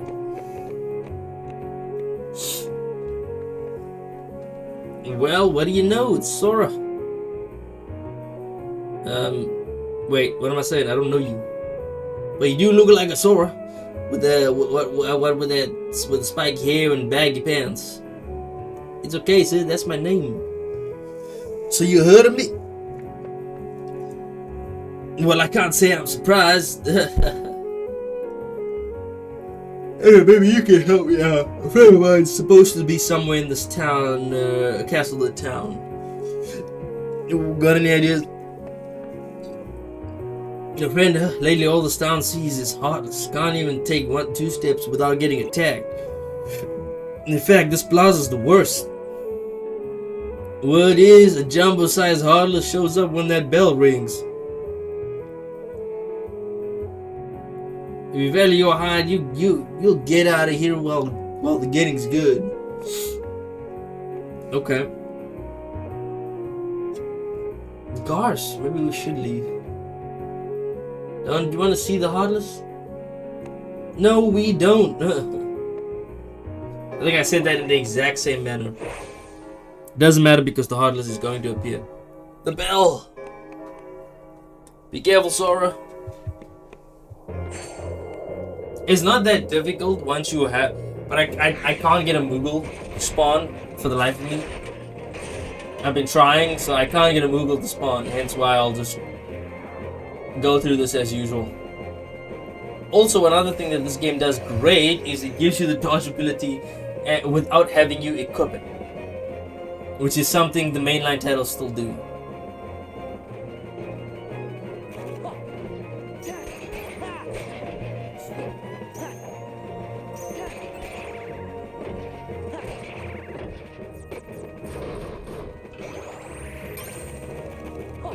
I'm struggling because this is not simple difficulty. Oh god, oh god, oh god.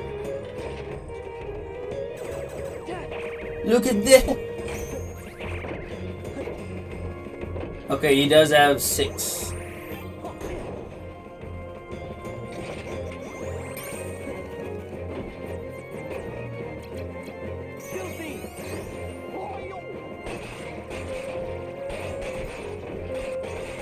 It's literally the only way I'm gonna be able to do this. Is using Goofy.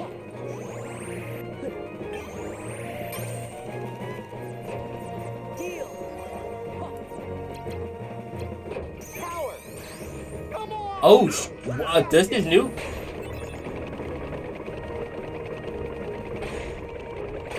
Oh my god, I didn't know that was a thing. I've never done that before.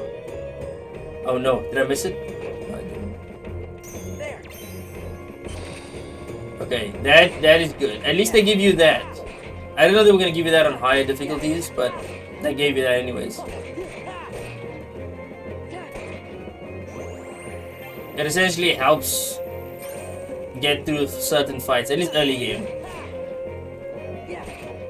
You can go without using it. I know there's a trophy where you don't use it at all, but it 100% helps with getting through the early fights before you can even set up your deck properly, or before you even meet a Moogle. There we go, level 6.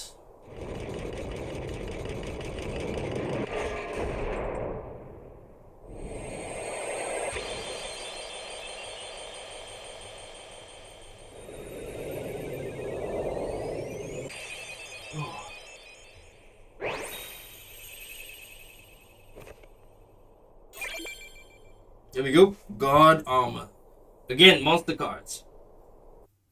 Super useful. Level 6. Level up my HP.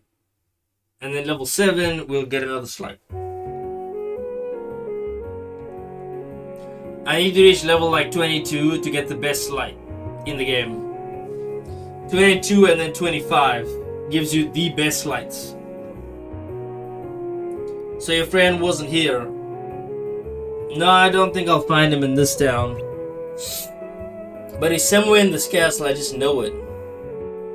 Castle, like this whole town inside some humongous castle? Ooh, that's rich. He's probably right, Sid. We may not understand what's going on, but Sora does.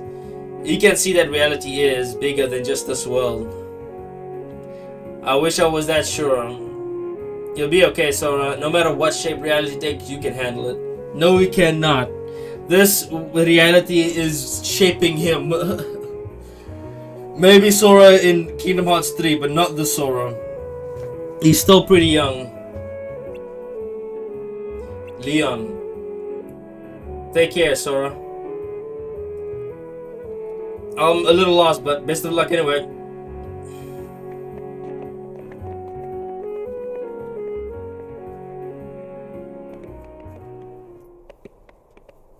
Here's something interesting.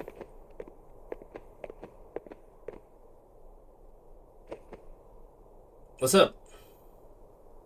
I don't have all the answers, but I had to tell you something. Your memories created this town, right? That's what the guy who gave me the card said.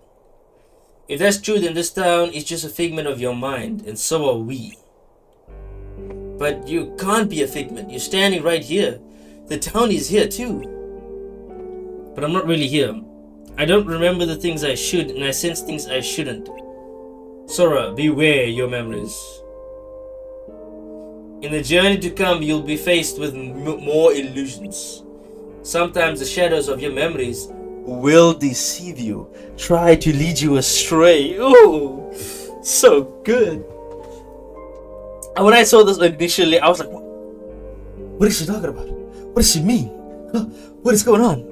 And then now that I know what this leads to, it just so good. Such good setup. What does that mean exactly? I'm sorry, I'm just another illusion. The truth is out of my reach. Don't say stuff like that, it's depressing. Stay strong, Sora. Don't let the illusions distract you from what's truly important. Okay. And it does. That's the sad part about this. This is such a sad story. It hurts to play again. Because later down the line, they'll reference the story. And it's something he never remembers. Till this day, in Kingdom Hearts 3, he never recalls this journey. He knows about Namine. He knows about the character that we're going to meet soon, Namine. But he doesn't know the journey he went on here. Well, I better be going. Aerith? She always knows something. Oh, yeah. Oh, excuse me. Sorry. Welcome to the stream, Aerith. What about Aerith? Where did she go? I was just talking to her. Aerith left with Leon and the others, remember? Huh? You wanted us just standing there by yourself. Is that what she meant? Yes, Sora. Everything is an illusion. Oh my god. No matter what you see, it's all an illusion.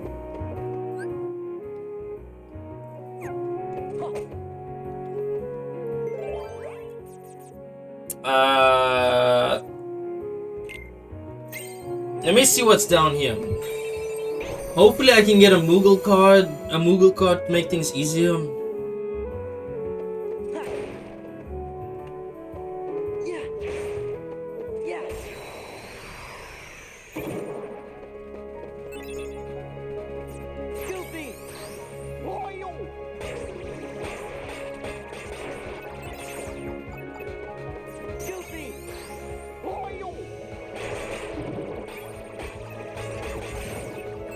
Best card, honestly.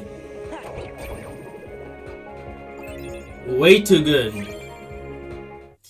Alright, premium memes. I just realized that's gonna help me actually.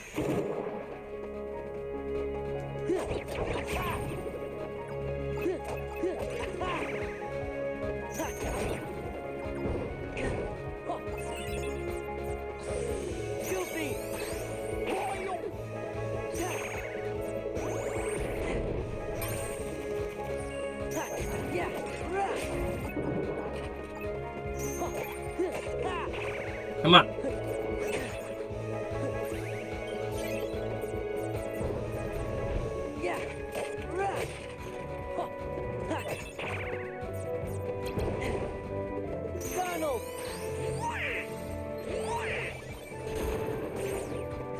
Really, Donald?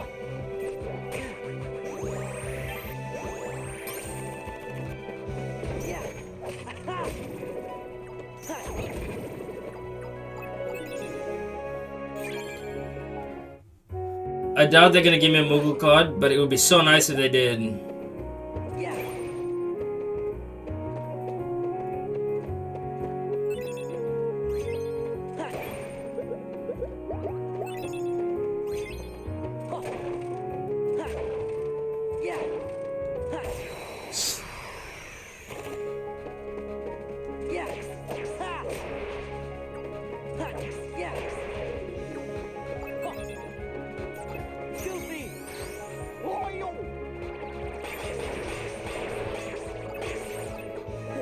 Thank you, Goofy.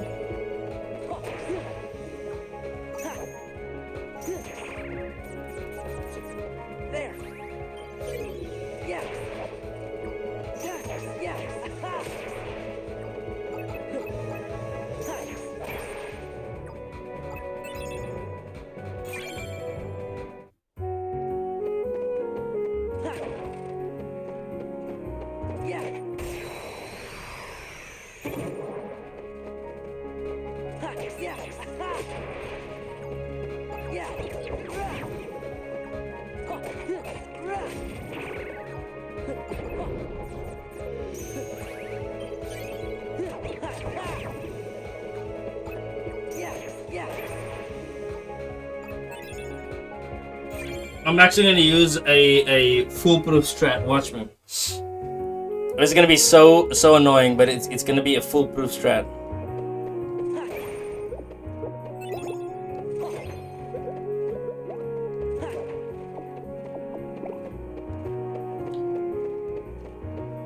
Because usually, what I did originally, I went to, when you get one of the world cards, they send you to, you can go anywhere you want to go, right? But if you choose one of the more difficult areas, you don't know which one's difficult, which one's easy. Wonderland is very difficult, and they don't specifically tell you that, right?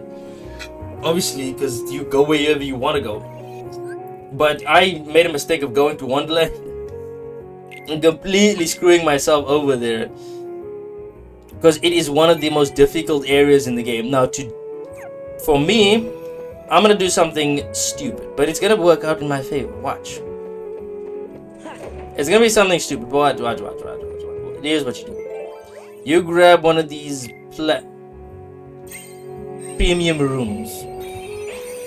Now, what premium does is, and it's so good, right? I'll show you now in a second.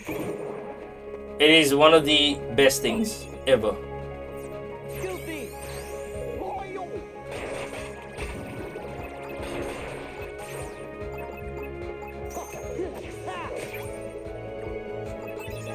I get a card, right? Oh no! Do I not? Isn't that what premiums are? Oh no! I remember now. It is to make. I forgot. No, this is not this. That's the sliding door rooms. I'm stupid. I don't have it yet, but it is a really good room. Because essentially, it allows you to get Moogle cards.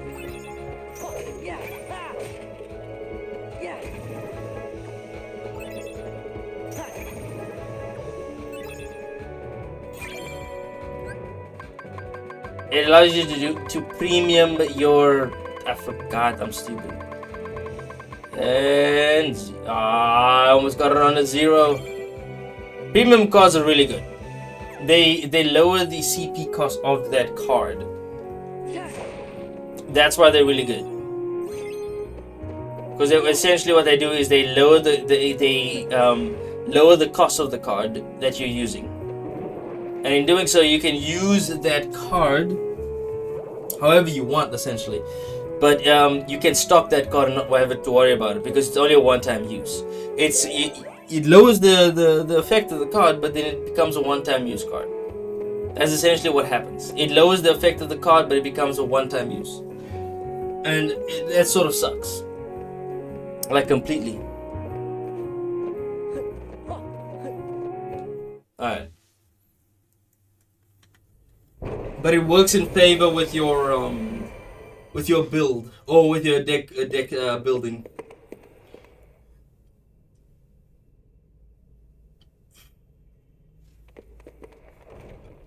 Well, Sora, did you enjoy meeting your memories? Yeah, it was good to see everyone. But what do you really want from me? What do you have to give?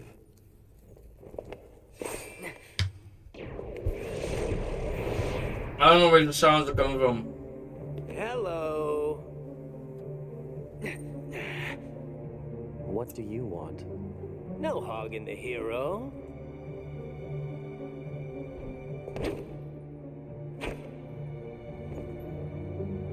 Then perhaps you'd like to test him.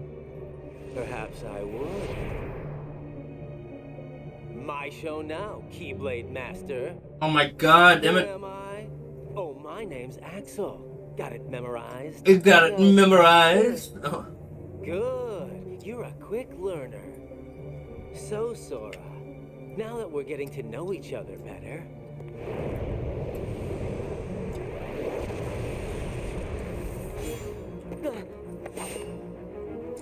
don't you go off and die on me now. The game is foul for doing this. Absolutely foul. He's too tough of an enemy to throw at you in the beginning.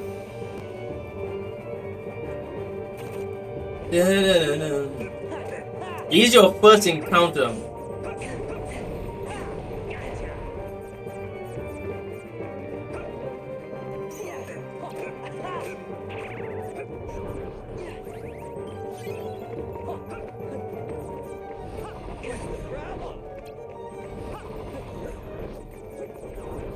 I'm waiting for him to use. I'll make it all stop. There we go.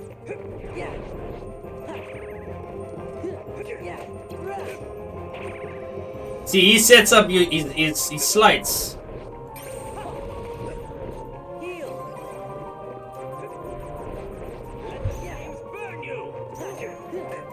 I have to keep doing that.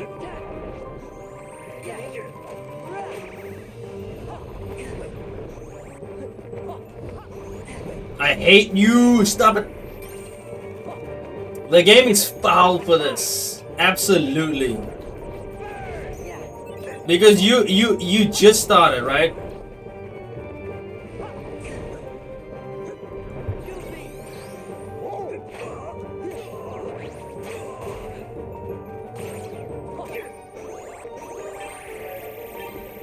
Come here. I'll make it all stop.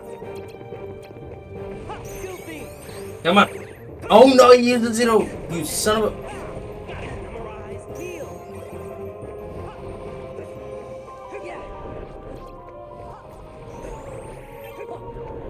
I literally have to tank damage here.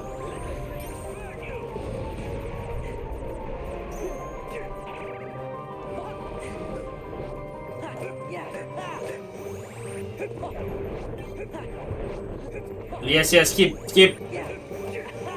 You can dodge like that, but I have to dodge like a normal person.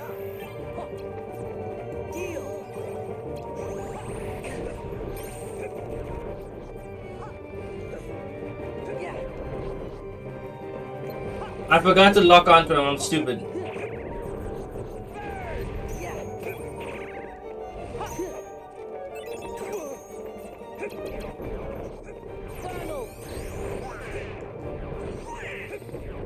He shot him with fire. Donald, you stupid.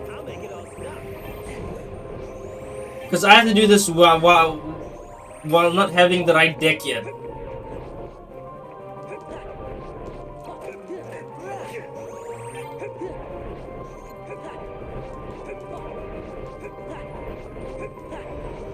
You see this? This is bull. Because he also has to reload his cards, but that's such bull, bro. There we go. First completion. This is the game. I know how to fight him properly, right? But this is such a foul move by the game to put him in front of you. Completely and absolutely foul move by the game, because you're just still getting to grips with how the game actually plays. So it's a little bit of a foul move, game.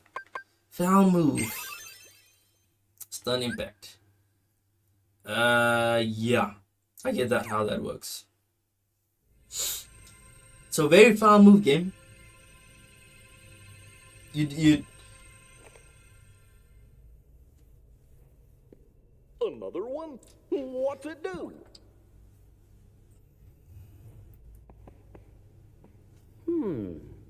Kinda looks like the card you used when you made Traverstown. Then I guess we're gonna need it to keep going. That's right. Outside. we got it memorized. Did you really think after that introduction I would give up oh so easily? You were testing us. And you passed. Congratulations, Sora. You're ready now. Ready to take on Castle Oblivion.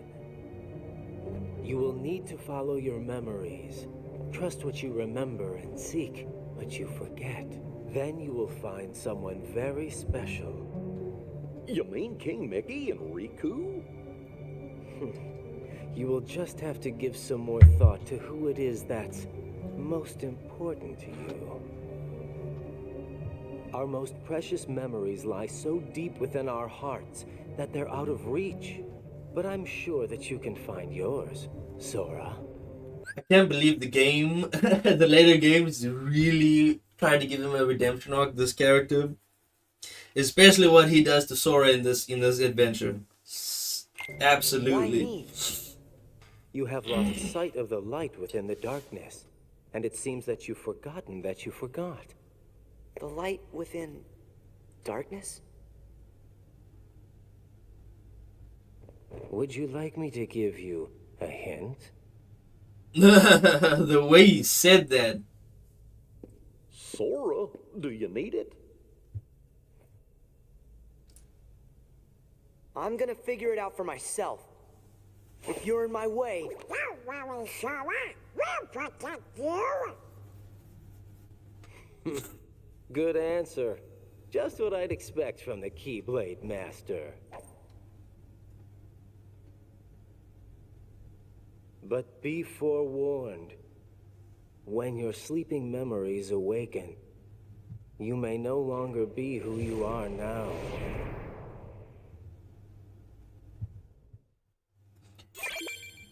There we go. They give you the batch of options. We won't be seeing anything for a very long time.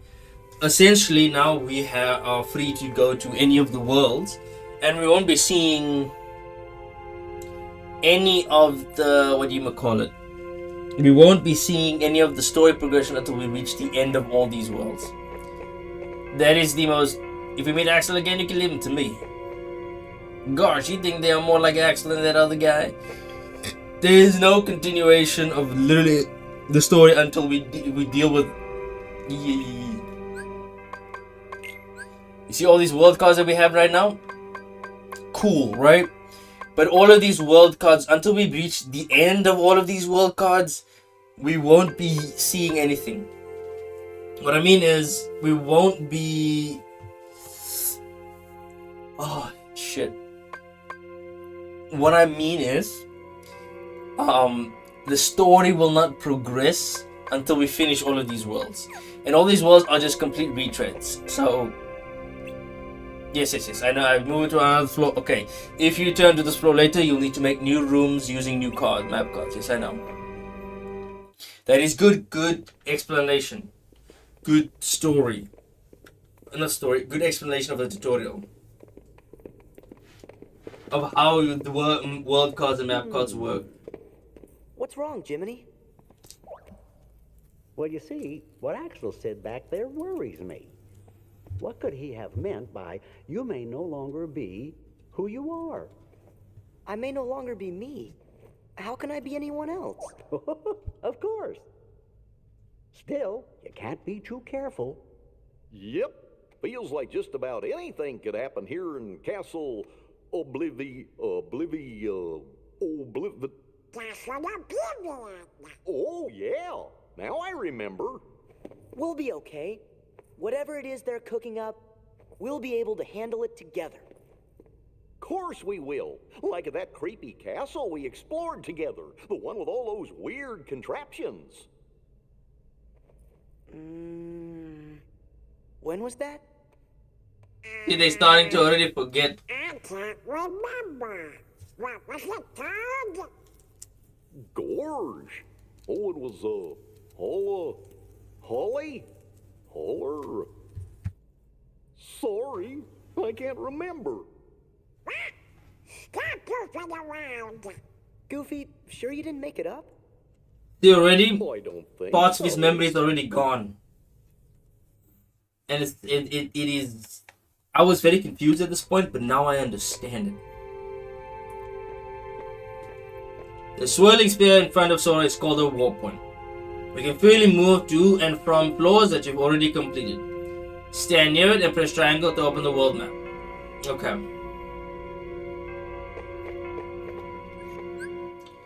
We don't have many worlds that we can go to just yet, so for now, leave it as is.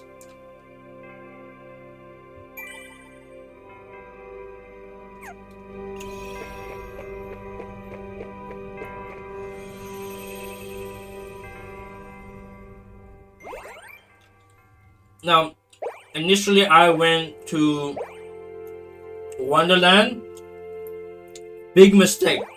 Whatever they show you first, go there. Because Wonderland is essentially a very difficult world to do. So if you don't have the cards for it yet, forget it. Like, completely forget it. If you don't have the cards for it, forget it.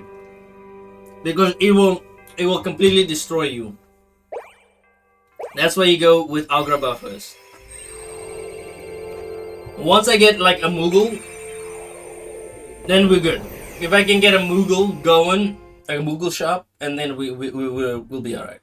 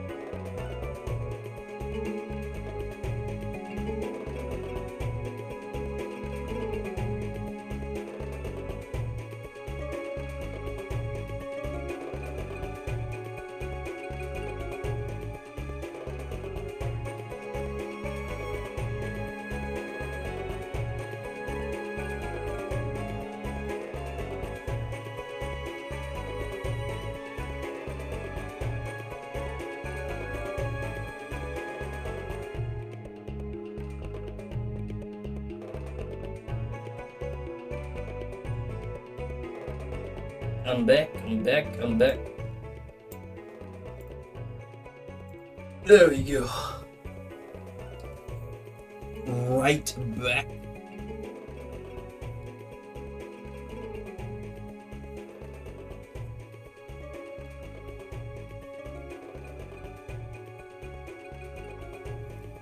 Okay. Alright. I'm not gonna be reading out this because it's exactly the same. It is a repeat of part 1. He's already met Aladdin in the original in part 1, so it's just a repeat. I might even just skip it until we get to the main story bits.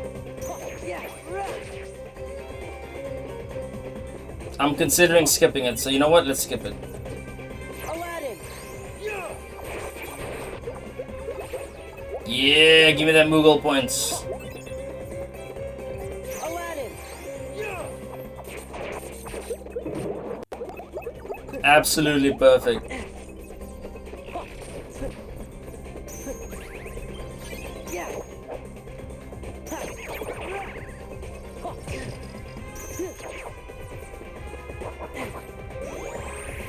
Aladdin, come to me.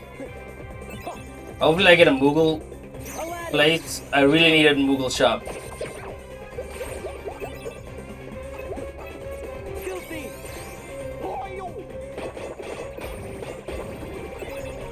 Come on.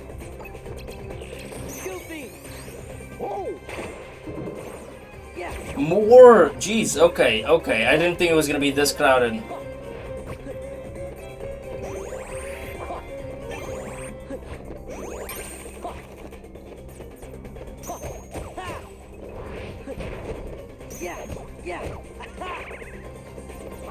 Heal!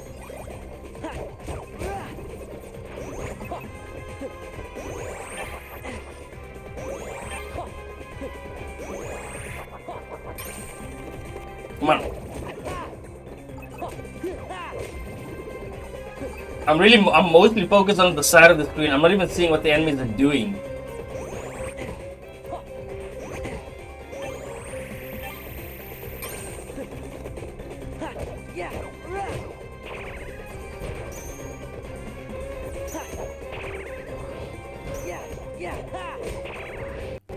And then he uses it. What the hell? I'm about to die. Maybe because I don't have my card set up properly and I haven't gone to a Moogle shop yet.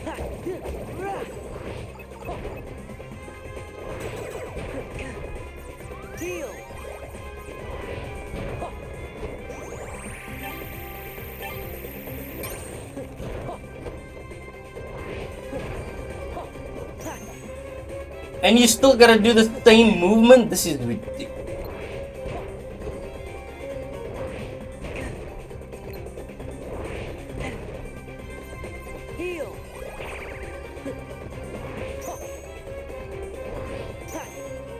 And I can't attack him because he's...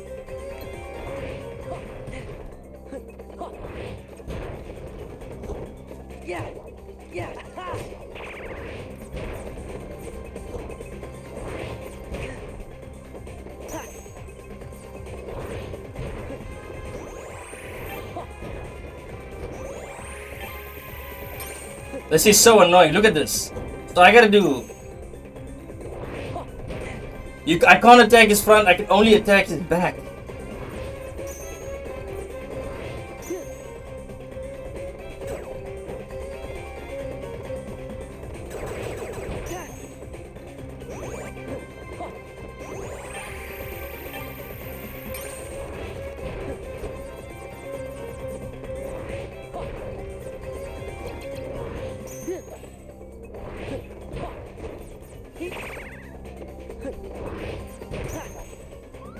I'm about to die because I can't attack this guy.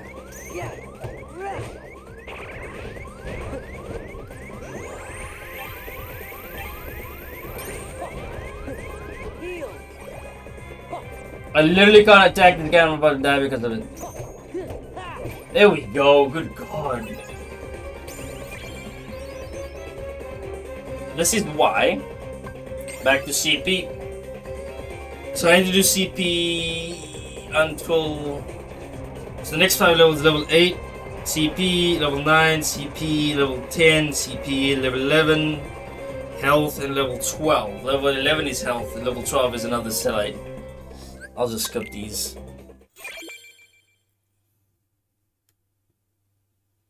I desperately need a Moogle shop. Like desperately. I desperately need a Moogle shop. Hopefully not another big guy. Please. Give me a Moogle shop.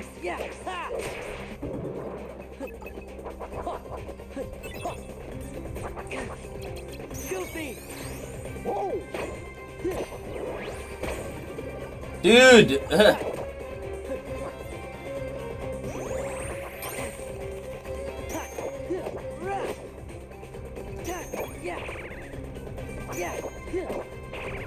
Okay, there we go.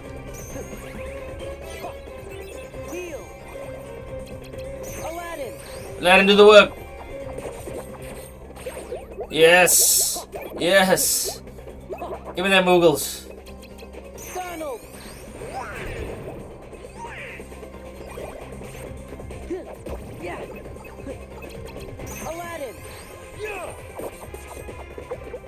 Nice! Nice, Aladdin. That's how you do it. Moogle? A random joke? Oh, okay.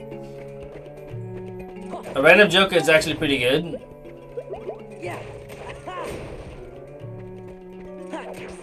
But I really need, like, desperately, I'm like desperately hoping I get one.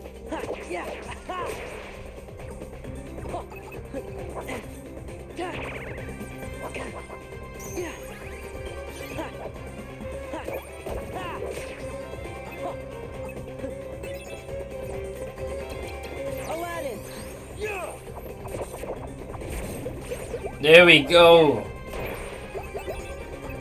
Come on. Okay, there we go. Roulette room. Roulette rooms are great because then I can get a I can choose what card I get essentially. It's not set in stone what card I'm gonna get.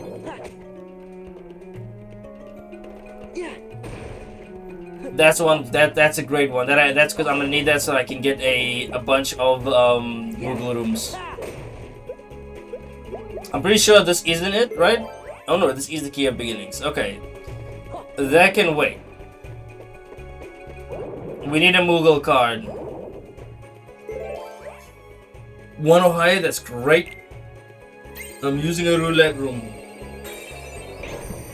This is great. It's a big room, yes, but the enemies you fight, see, it's a really massive room. But the enemies you fight allow you to get a Moogle card.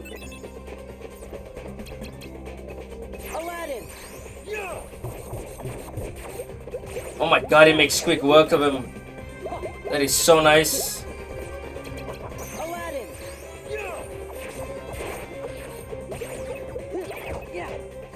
Oh my god, it makes absolute quick work of this place.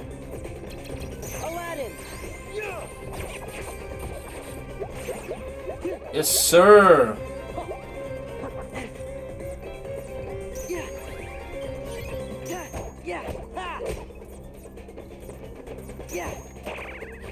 And then he puts out a card.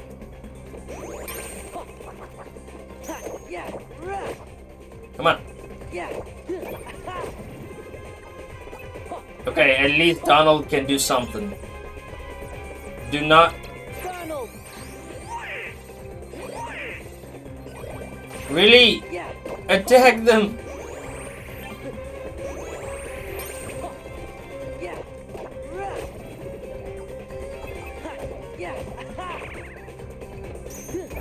There we go. Another roulette room. Don't I get the opportunity of a roulette?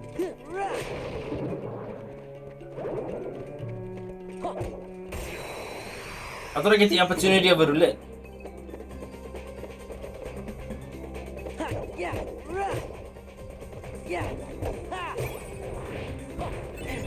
Thank you. Make quick work of them, Aladdin. Yes, sir. Donald! There we go.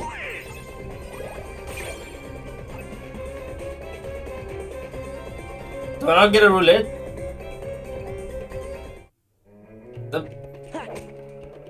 Isn't that what the roulette rooms are? Unless I'm thinking of a different map cards. Okay, hold on. Unless I'm thinking of a different set of cards. A room where victory often leads to roulette bonuses. That's what I'm saying. It's supposed to lead to roulette bonuses so that I can pick my card. Come on, man. I need a Moogle card. It is so annoying playing without having my proper deck. I really need my proper deck, bro. Playing without it is like horror. Aladdin! Yeah!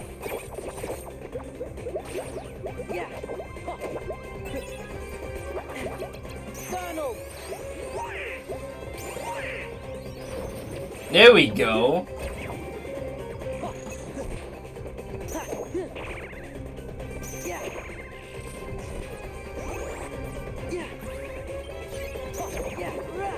Come on.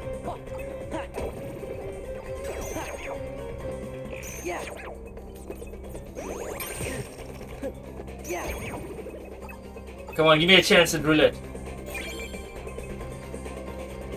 God damn it. Give me a chance at roulette. No. It's supposed to lead to a roulette. This is supposed to lead to a roulette bonus, bro. Yeah.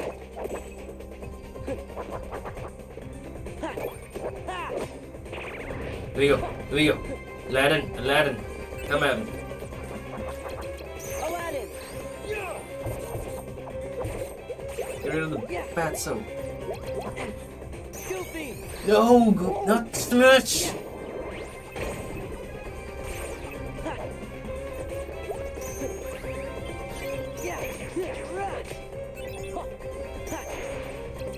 Goofy! Again? I swear the smash it's gotta stop. Heal! Donald! Oh yeah, it's not random what he gives you. I know that much. Yeah.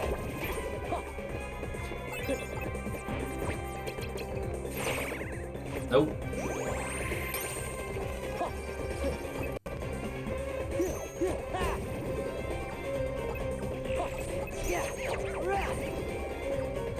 Come on, give me a roulette. Give me a roulette. That's what these rooms are for, isn't it?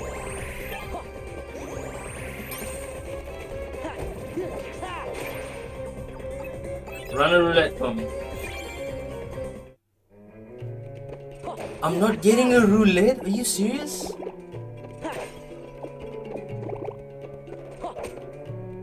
I thought I would at least get a roulette from this room. At the very least, a Moogle card.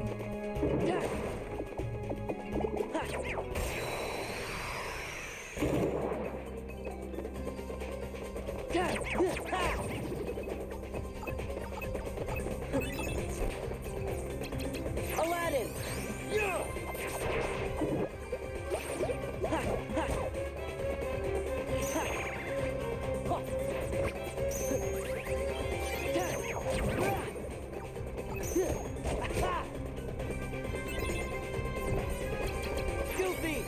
I should stop doing that.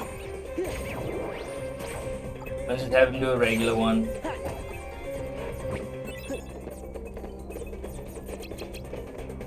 Goofy! Whoa! There we go. Finally get my roulette bonus. It's supposed to often drop, not so occasionally. Wait, come on. No, so close. I know I have more opportunities to do it, but God damn it. Give me a roulette bonus, please. Please. Yeah. I hate. There we go. There we go. Let me aim at him.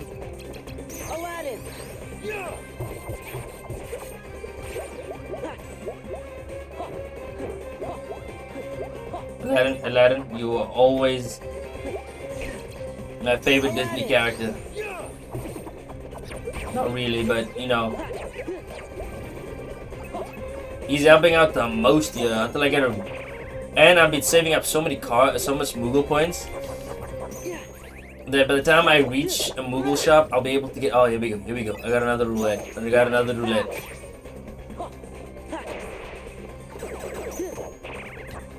Because I have to play like this without having.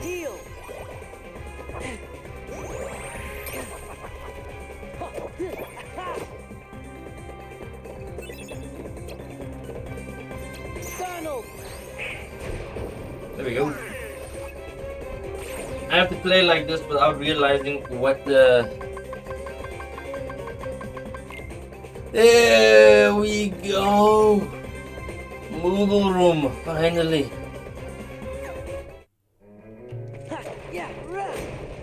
Alright, let's see which door I can go into with the Moogle room. This is number 6 or higher, or 0.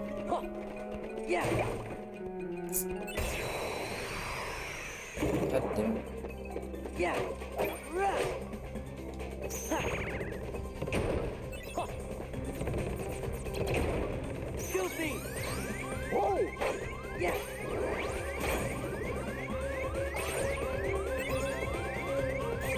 Oh my god.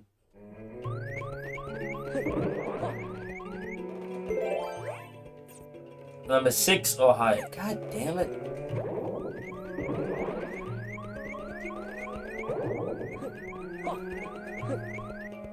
Can I send myself back real quick? My health? More health, please. Health? Okay, at least I'm out of that phase. The moment I get my deck sorted out, number 1 or higher. Number 1 or higher. Moogle. Finally, you have no idea how happy this makes me. Because now, Mr. Moogle is gonna make all our dreams come true. I have so many Moogle points, so I should be able to acquire as many cards as I wish. A second. Sure. Righto. So the Moogle shop is a Moogle establishment where you can trade in cards. Yes. Exchange cards you don't need anymore for Moogle points. You save up enough points, and you can trade them back for a new pack. You can get a free card pack the first time you visit the Moogle. Okay, here's your card pack for you, Kubo. Cool. I'm gonna only buy magic cards for now. There's a reason, and I'll explain. I'm gonna buy all the magic card packs, as long as they keep giving me magic. There we go. There we go. There we go. That's what I'm talking about. And then I'm gonna pay for these because these are a mixture. Not exactly what I need, but okay. There we go, more magic. Yeah, it's not exactly magic, but okay. Come on, magic, magic, magic. Are you serious? Magic. Yes! Okay. We have a great deal of magic now. Okay. Time to sort out our cards. Firstly, let's clear deck. And then now let's edit deck 1. Here's how you do your decks, right? one of the main things you have to do with your decks specifically is set it up for boss fights and set it up for add encounters, right? So regular encounters and then boss fights. And the regular encounters are some of the best and easiest to do. Usually I would have a I need a red Nocturne for boss fights because I'm going to show you now how it works. Blizzaga, right? Setting up Blizzaga.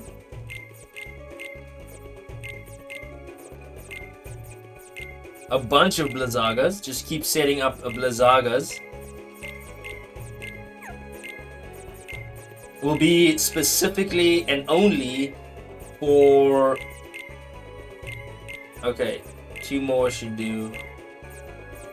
Which should be is only for regular not regular encounters, specifically for the regular encounters.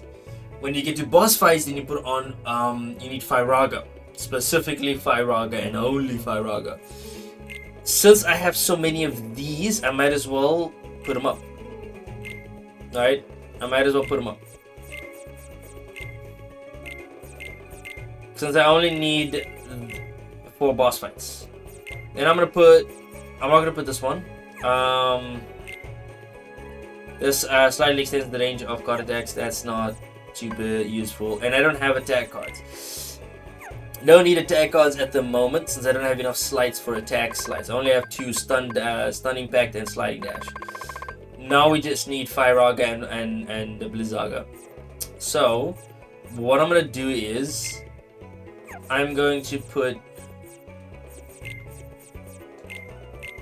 1 here, and then I'm gonna put only. See if I can put 2 zeros. There we go. Another card is not gonna be possible. Even if I put. Oh! I'm exactly there. That's good. Because I can only put up. CP is the amount of how much your card costs to put on your deck, and if you increase your CP you can add more cards to your deck, right? And so the whole point is always to get it to a Moogle shop in every new world you go to, where you open up a new area, you always do a Moogle shop, always. That way you can you always do a Moogle shop, so every new world that you go to, or you open up multiple Moogle shops so you can keep getting magic cards so you can use Blizzaga and stack up your Blizzaga so that you can be able to defeat enemies so easily. You'll see now it's just a couple of buttons to defeat enemies. Now that I have this, we'll go back to the first area, clear out all the enemies there first. Yeah, here we are. Watch. This is how easy it is. Freeze! Look how easy that was. Aladdin! And then I have... Oh god. Freeze! I have to jump. Freeze! God damn it. Courage! There we go. If none of those work out, it will always end up working when you do the last one. Yes! That's why it's broken. Look at this. Okay, so if I do like that, and I jump. Freeze! Freeze! Oh, right. They need this. Power! And this is what makes it so broken. Look at that. I can just sit back, I can relax, and the game is... This is how you're supposed to play this game. More CP, and then finally at level 11 I'll gain upgrade health. Look how broken this is. It is so broken, I can completely sit to the back and let my stuff do the work. Freeze! Because it's so overpowered, look at that. Freeze! Freeze! Heal! Freeze! Courage! Oh shit. There we go. Not what I was intending to do, but it worked. That way, you see how much you have to use slides? How I basically rely on slides. I don't use anything else but slides. It's my bread and butter in this game. It is so overpowered, it's crazy. Let me use something pointless. I'm hold on to the Joker card because the Joker cards, it can be literally any card. That's what it works with. It can be literally any card. Let me skip this event because it is technically pointless. It's a repeat of the Disney worlds in part 1. The story hasn't changed. Essentially, what I'm trying to say. That's why we'll be able to just move through this so quickly. Freeze! Freeze!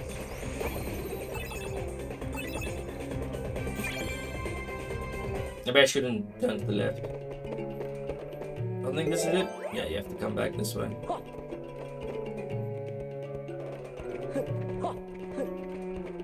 I can reset the mover shop if I have another mover card. You can do this constantly. Reset, reset, reset. Let me do this one. That way, I should do another roulette room so I can get more and more mover cards.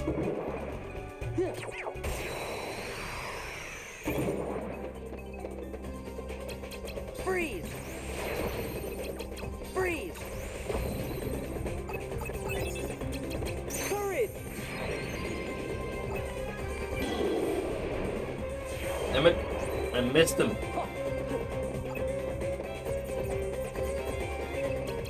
Donald! Freeze!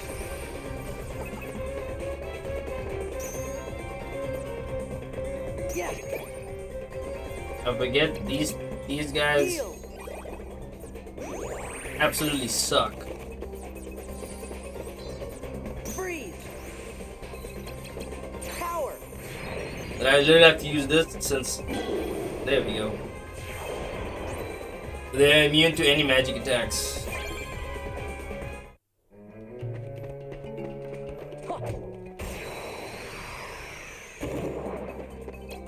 Freeze! Freeze! Freeze! Freeze! There we go. Jeez. This is most encounters. Using Blizzaga over and over and over and over. Freeze! Freeze! Yeah, I forget it doesn't do anything. Courage! No, that should take care of most of them.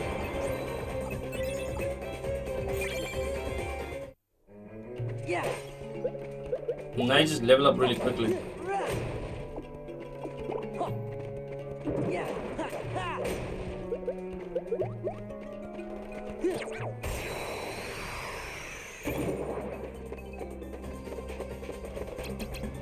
Freeze! Freeze! Freeze!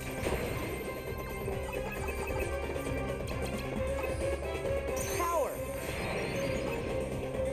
Come on. There we go.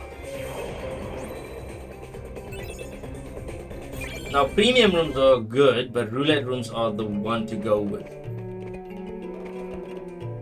They make life so much easier. Yeah!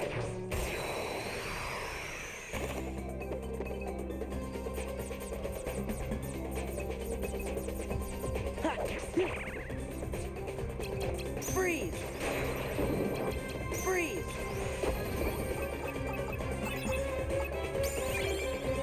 Level up.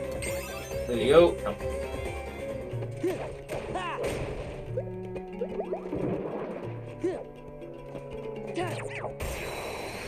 I'm trying to get as much level as possible because I believe Freeze!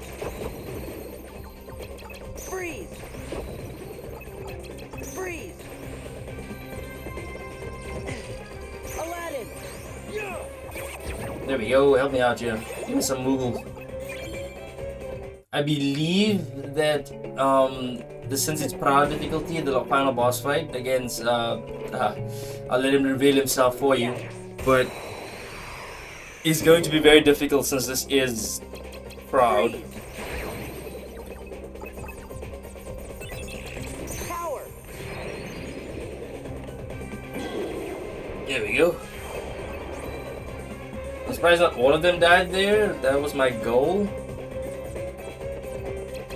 Donald. Freeze. Yeah, this thing is not gonna work. Come on, where are you? Courage. Yeah, there we go.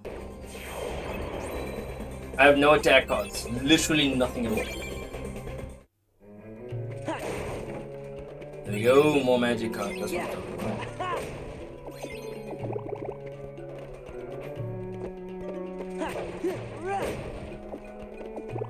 The more magic cards, the better.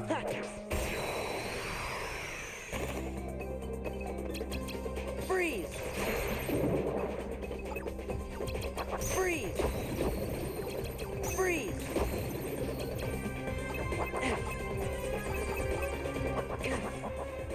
Freeze. Thank you.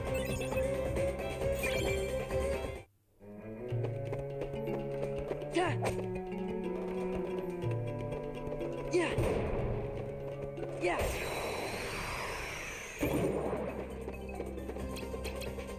Freeze. Freeze. Freeze. There we go.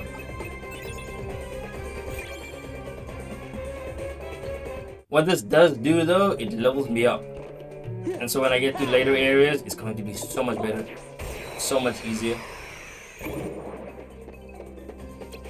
Freeze.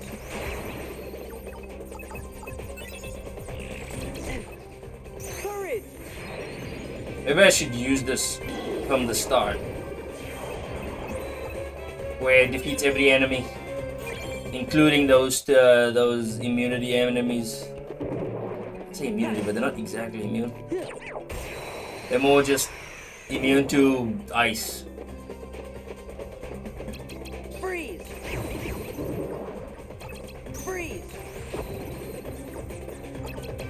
Courage.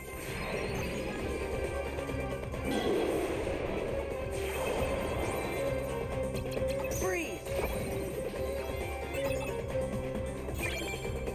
Done.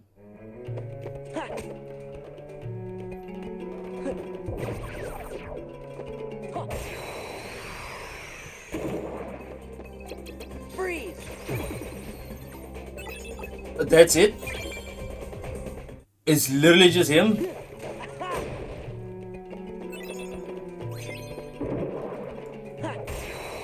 God damn it. Power. There we go. At least it took care of. Freeze. Freeze. Freeze. Freeze. I'm really low. I'm running really low here.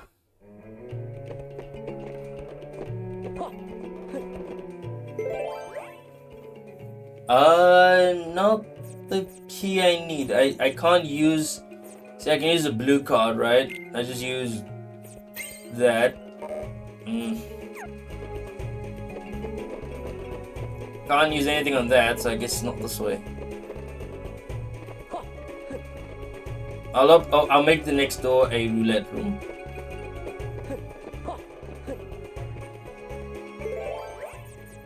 That'll be better. 2, I got it. Got you. Make it a roulette room so I can get more Muggles.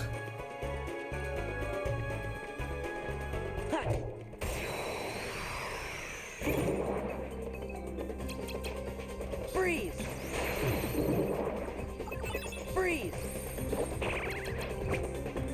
Freeze. Oh my god. Power.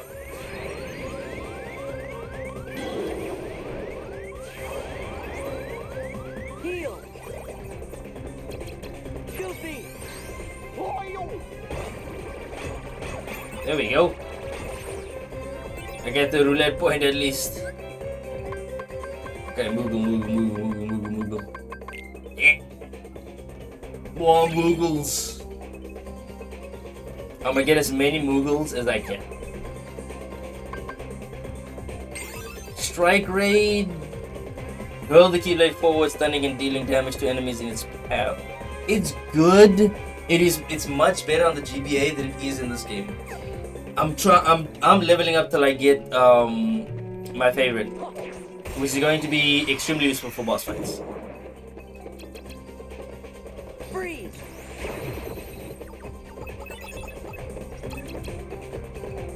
Freeze! So useful, in fact, that I think it might be the most overpowered thing for bosses.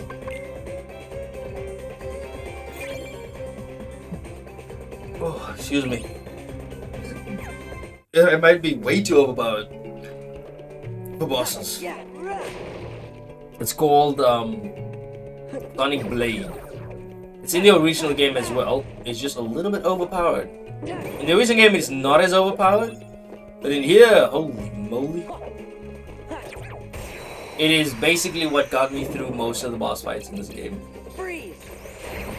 If I had to give credit to one thing, it would be Sonic Blade. Freeze! Freeze! Alright, Moogle time, Moogle. That's what I'm saying. I know I'm just getting Moogles, even though other rooms I get way too much of. Moogles I don't get enough of. So I'm gonna keep grabbing Moogles like it's like my life depends on it. Freeze! Freeze! Freeze! There we go.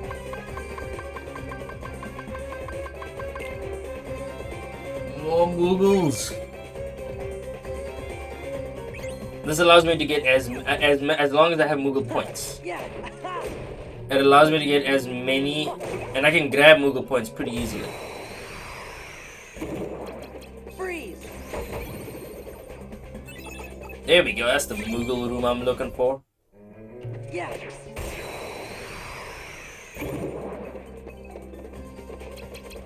Freeze! Freeze! Freeze!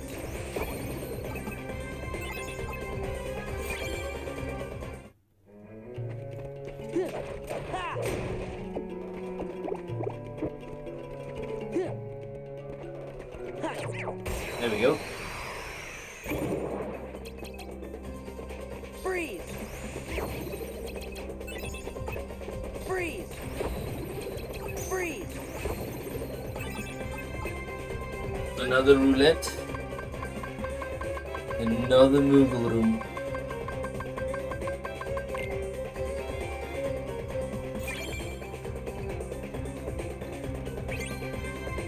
I'm gonna get so many map cards, I'm gonna run out. I've never the only time I've ever run out of my map cards is when I streamed this game before. That's the only other time I've ran out of map cards.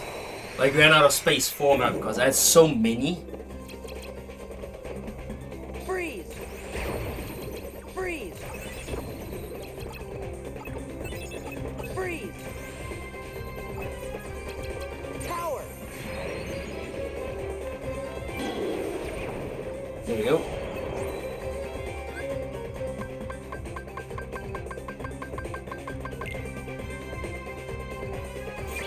I may have a lot of map cards. I may have a lot of Moogle cards now. More so than I thought I would have. Yeah!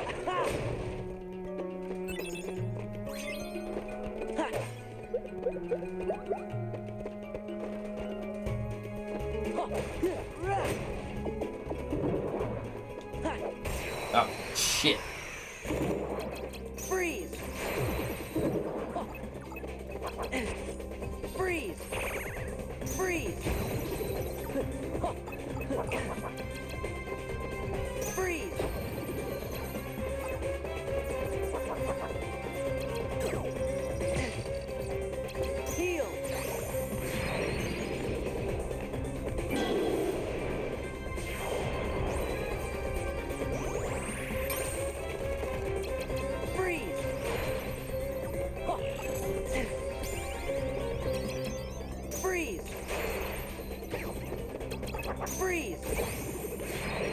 No, there's no need to do that. We're done. See how much I'm relying on slides? Too much, man. Okay, so level 12 was a slide, so level 13 is CP, level 14 is CP, level 15 is CP, level 16 is HP. So on to level 16. That's the next time we're gonna be leveling up health. Level 16. Just gonna remember it that way. That way I remember to level up health when I need to.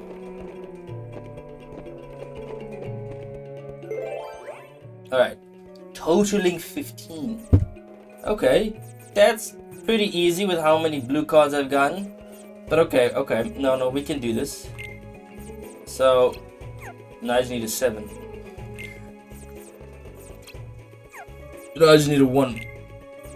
There we go. The criteria is crazy. But I have enough of map cards to even match that criteria. Like the monster map cards are so much easier to get now. Like it's the easiest card to get is the monster map cards. Since it's always Freeze! Freeze!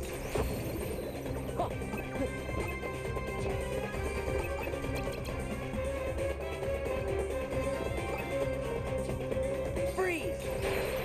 that one's out. Freeze! Courage!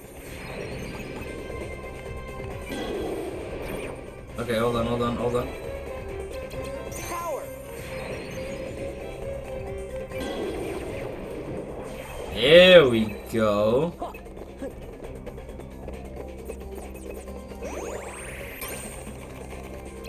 Freeze!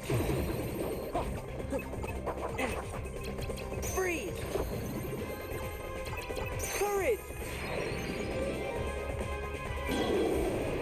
I'm gonna run out of cards the more I do this. You will eventually run out of cards, but the best part about this, Freeze! Freeze! even though you're gonna run out of cards, that's completely fine. Because you will never reach the point where you run out of cards and you're still in a battle, unless you're in a boss fight, or you didn't set up properly. And even then you can just retry. Yeah! Freeze! Freeze!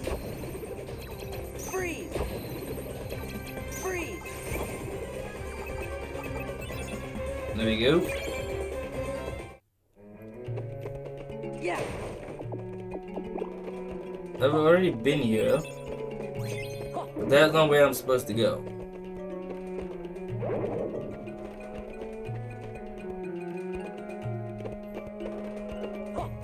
I can actually reset this Moogle room. You know what? Let me reset it. Let me reset it.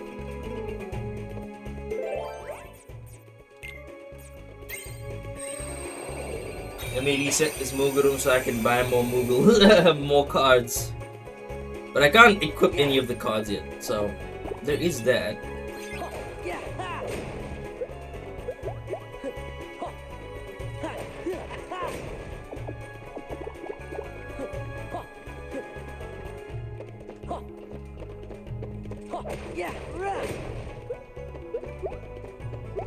I've heard this exact.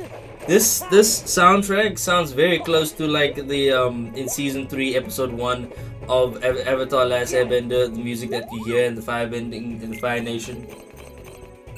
It sounds very much like that. Very weirdly like that. Even though that's not great, but it does definitely sound like that. I've got a lot of fire cards now. I need more ice than fire. That's like the main thing. I need way more ice than fire.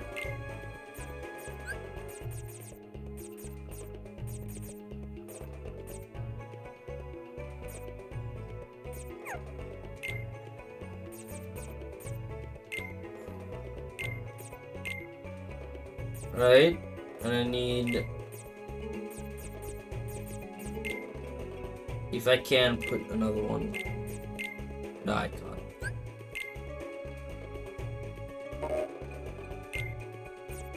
I can't put another one. Ah, it sucks. I can't put something else though.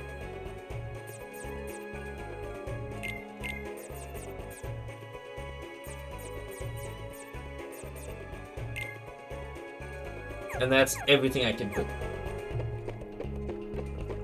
It does suck that you can't use the card you want, but here we go. Okay, a red card, any red card.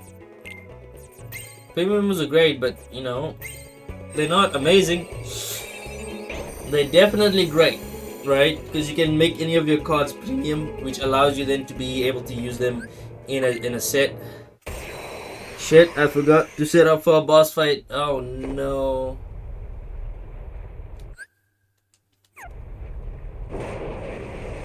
This is what I hate about this, man. It's the same boss fight as it was in the original game, in part 1. But now...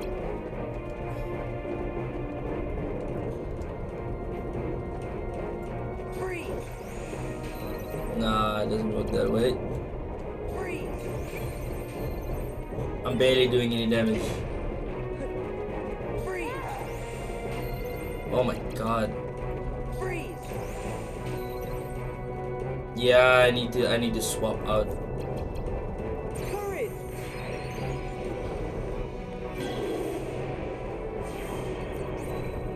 I might have to okay. Let me die. I haven't saved. There's no auto save in this game.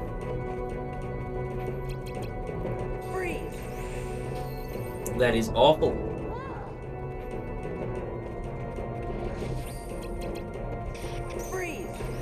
Oh, no, that doesn't work that way. It doesn't work that way. I might actually die here because I didn't set up properly for this.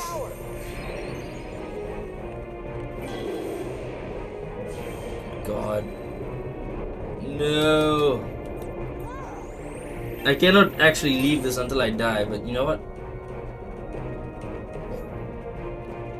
It's not that hard to die in this boss fight, but it is frustrating.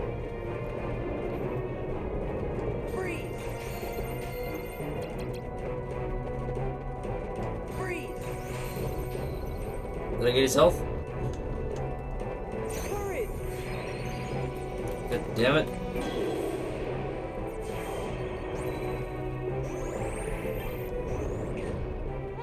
Even if I'm not gonna heal. I might just die.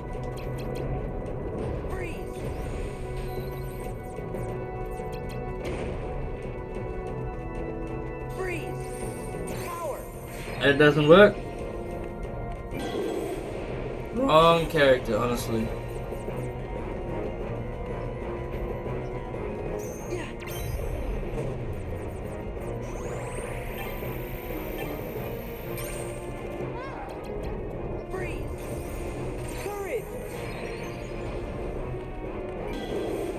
Oh my god, just kill me now. Thank you.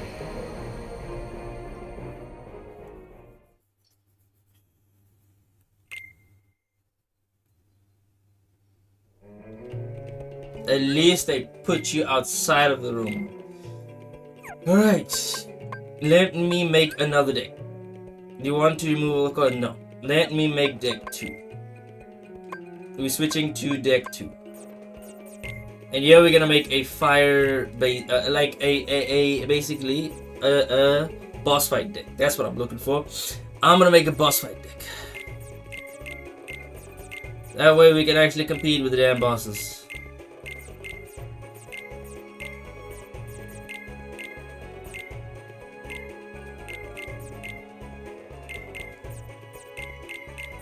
Alright. And then, oh, just to make it even better, to increase, we're gonna have that monster, right? And then we can actually, we are actually gonna be using attack cards, simply because it's gonna make it go a little bit faster.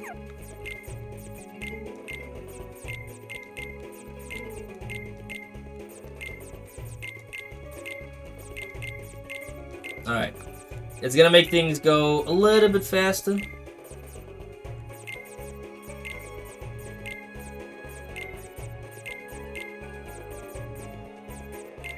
And just so we need a 0, we're gonna be using them. Okay, we don't need that many zeros. Alright.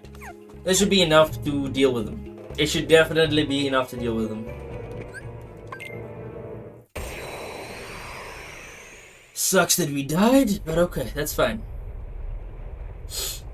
Should always have 2 different decks. Now, which deck is equipped? I don't know. Let's just hope the fire deck is equipped. No, it's not. It's not equipped. Freeze! Freeze!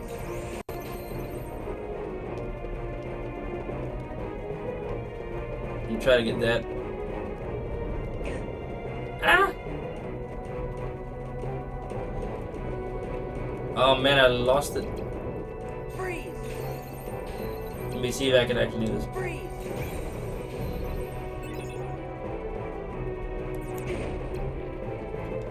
I'm gonna try not to heal, but we'll see what happens. Power! Hit it. It has the resistance. Are you kidding me? Aladdin! Aladdin is useless. You're the worst Disney character ever, bro.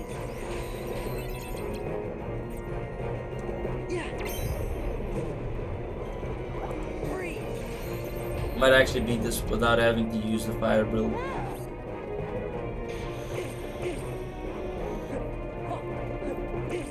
Oh my! I say that, but then I die without having to use the fire build. Because I think you can equip different decks. I created a deck already, right? Here we go. Equip deck 2. It'll make going through, as long as I can use Pyraga, it'll make going through this boss fight so much easier. Like, way, way easier. Alright, here we go.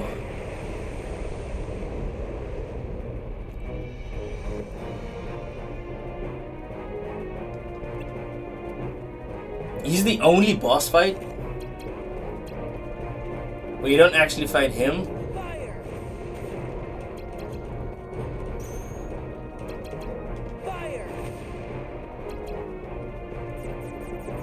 Not enough fire.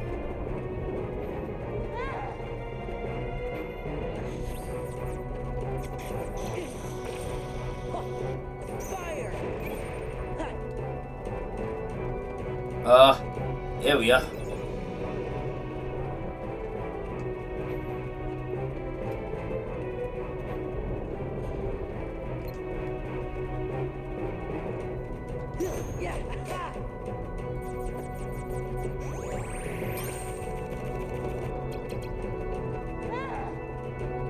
Jump.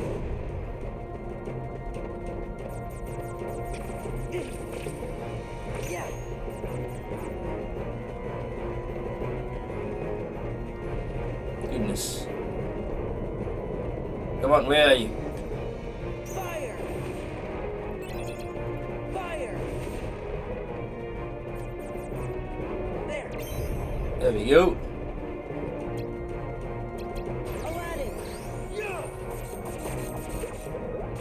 All them Moogle points, bro.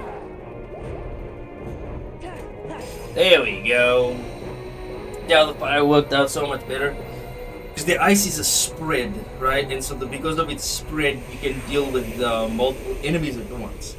Or even later boss fights where it's just one enemy. It's easier when you're up close and you're able to hit them.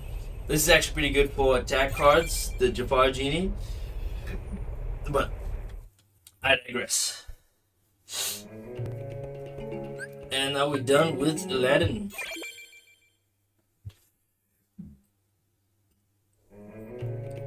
It doesn't really matter what you do. The best option is to leave.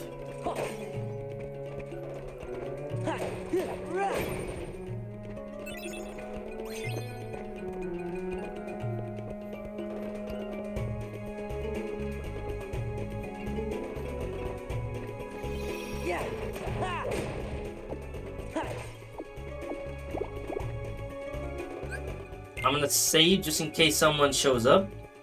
I don't think anybody's gonna show up. But in case they do. So I don't think anybody shows up here. Or maybe, no, never mind.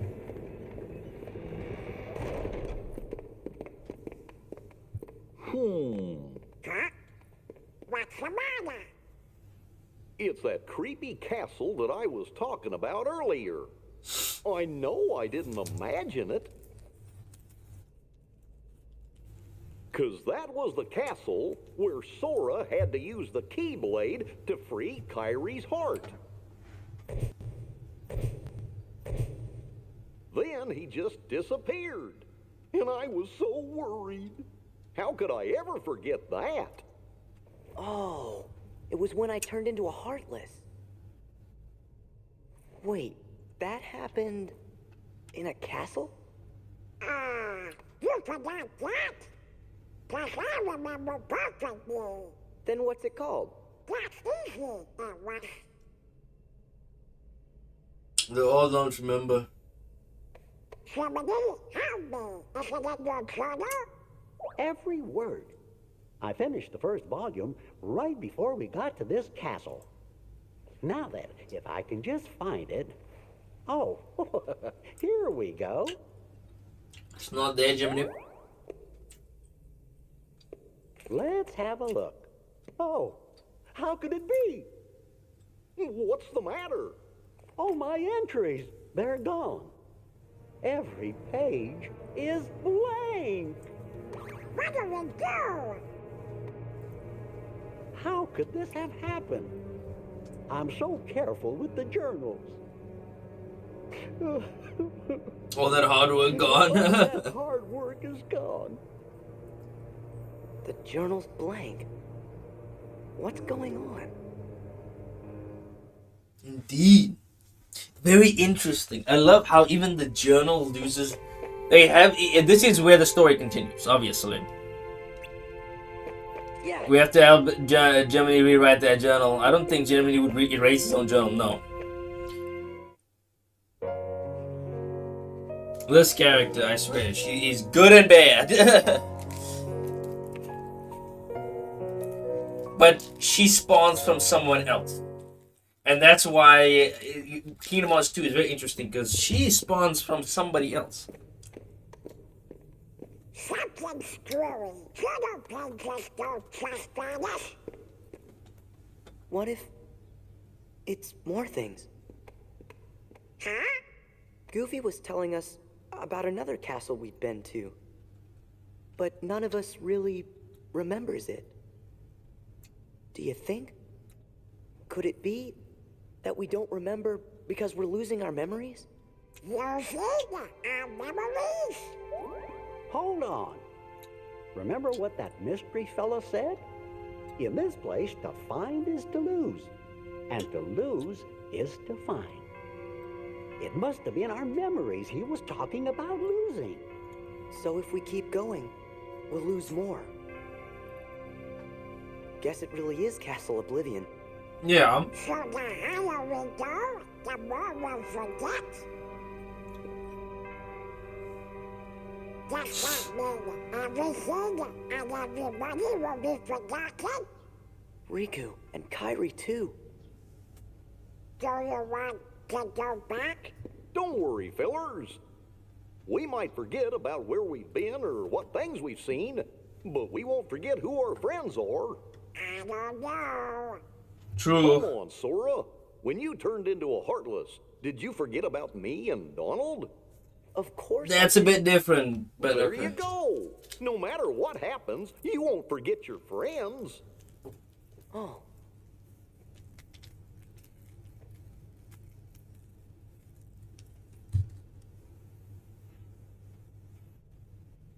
You're right.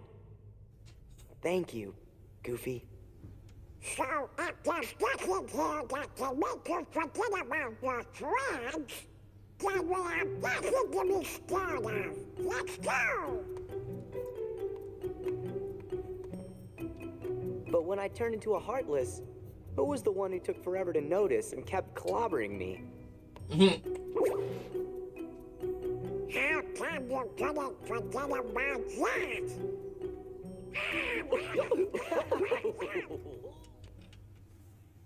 Still stinking on Goofy? On Donald. Okay. For the start of this research stream, it's great. It's bringing, the reason why I'm doing this is so that I get a little bit.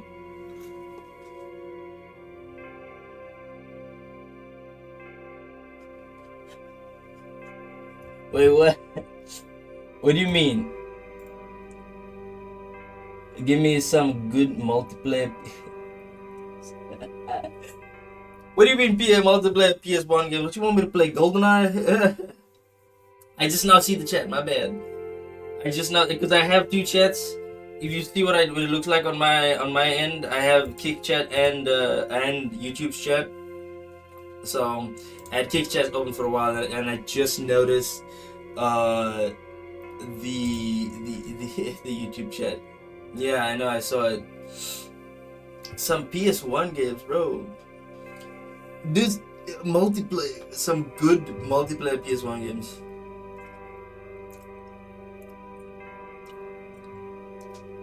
Okay, alright, there's a GoldenEye. That's not technically PS1, that's N64. Good God.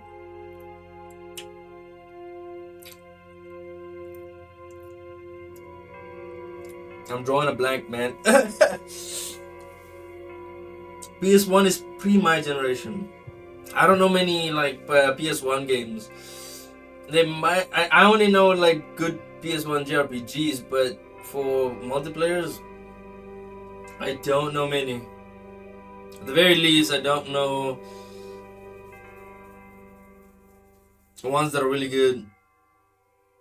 Exactly, that's what I just realized. No, that's N64, man. It doesn't exist for PS1. But why PS1? Why are you looking for PS1 multiplayers? Because they only split screen, bro. Yeah, dude, we are the PS2 generation. Okay, we're not that old. Even though PS2 is like 2004, no, 2002. Even though the PS2 is 2002, we're as old as the PS2 is. We're the same age as the PS2. Not PS1, thank goodness. Yeah. Oh, nostalgia. Okay. I don't know any good PS1. I know good PS2 multiplayers. There's some really good PS2 multiplayers. Like Marvel Ultimate Alliance. There is. You could play Bad Boys 2. Okay, damn. I grew up more with the PS2 than the PS1. Did you grow up with the PS1 as well? Yeah, true. I know what you mean. We grew up with them both, so yeah. Damn, man, why are you throwing me back? This is already throwing me back. This is PS2, bro. This game is PS2. But that it was Tekken, Quake 2, Duke Nuke, Wipeout. Okay, yeah, that's true. That's true, Tekken. Guilty Gear, dude, Guilty Gear. Twisted Metal 3 and 4. Guilty Gear, Samurai Showdown. Been playing multiplayer with okay. That's yeah. I've been doing the same thing, but I've been playing the newer versions of them. The Guilty Gear is definitely a pick, and Samurai Showdown. Such good games. That were those two. I can go through over fighters. You didn't say fighter. You should have said fighters, bro. Then I can give you a few more names.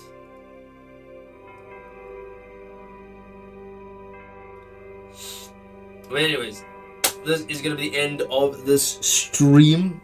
We'll be coming back for more research on this game for sure, because I do want to get a full picture before I do my retrospective series. This game was the last PS2 game. Last game I played on PS2. Which game? Oh, a Kingdom Hearts game. Which one? Kingdom Hearts 1 or 2? If it was 2, then no problem. Okay, definitely not this one then. What's up?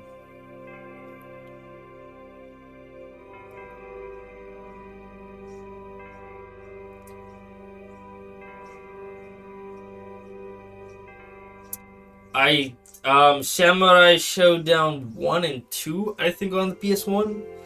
I don't know about 3. I know 1 is on PS1 for sure, because I have it on my little device. Hold on. Let me just check if it's charged.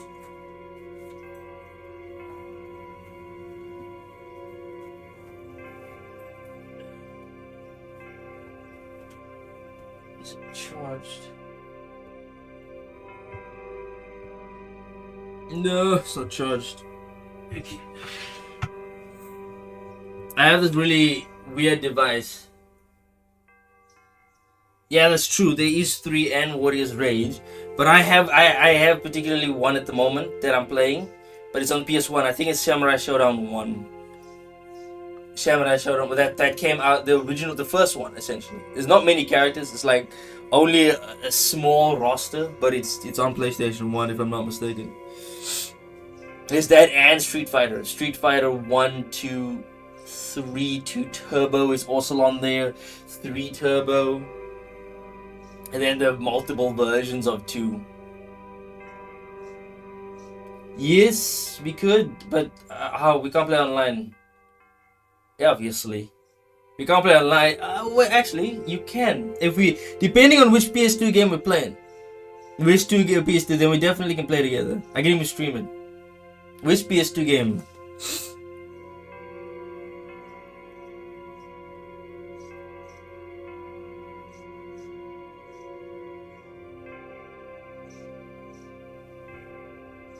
Come on. Yeah, I know you can. It depends on the PlayStation 2, because I do know that Street Fighter. Oh, it's not charged. Is it charged?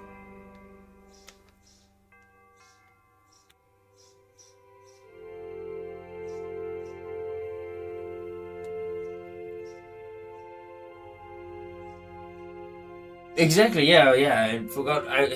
It depends with what games on PS2 and the whole. That's true. Not everyone. I know that there is like this website where you can play PS2 this fighters like Street Fighter 1, 2, 3, Samurai Showdown, Tekken. You can play them through with a new netcode essentially, and you can play them online with others. There's even tournaments held with the original games. Why is this not switching on? Oh my god, it's dead. Okay. Charge.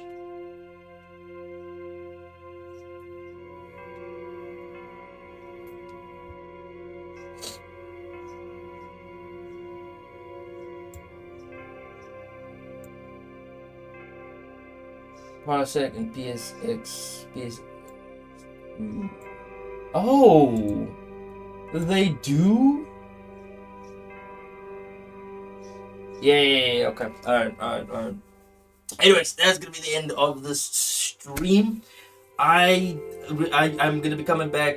I might do Resident Evil 8 when I come back, or this. Depending on which one I decide to do. I might do this or Resident Evil 8. But mostly I might just do this. Anyway. Hope you all enjoyed. If you did, leave a like, subscribe. I'll see you all on the very next stream. My name is Nan.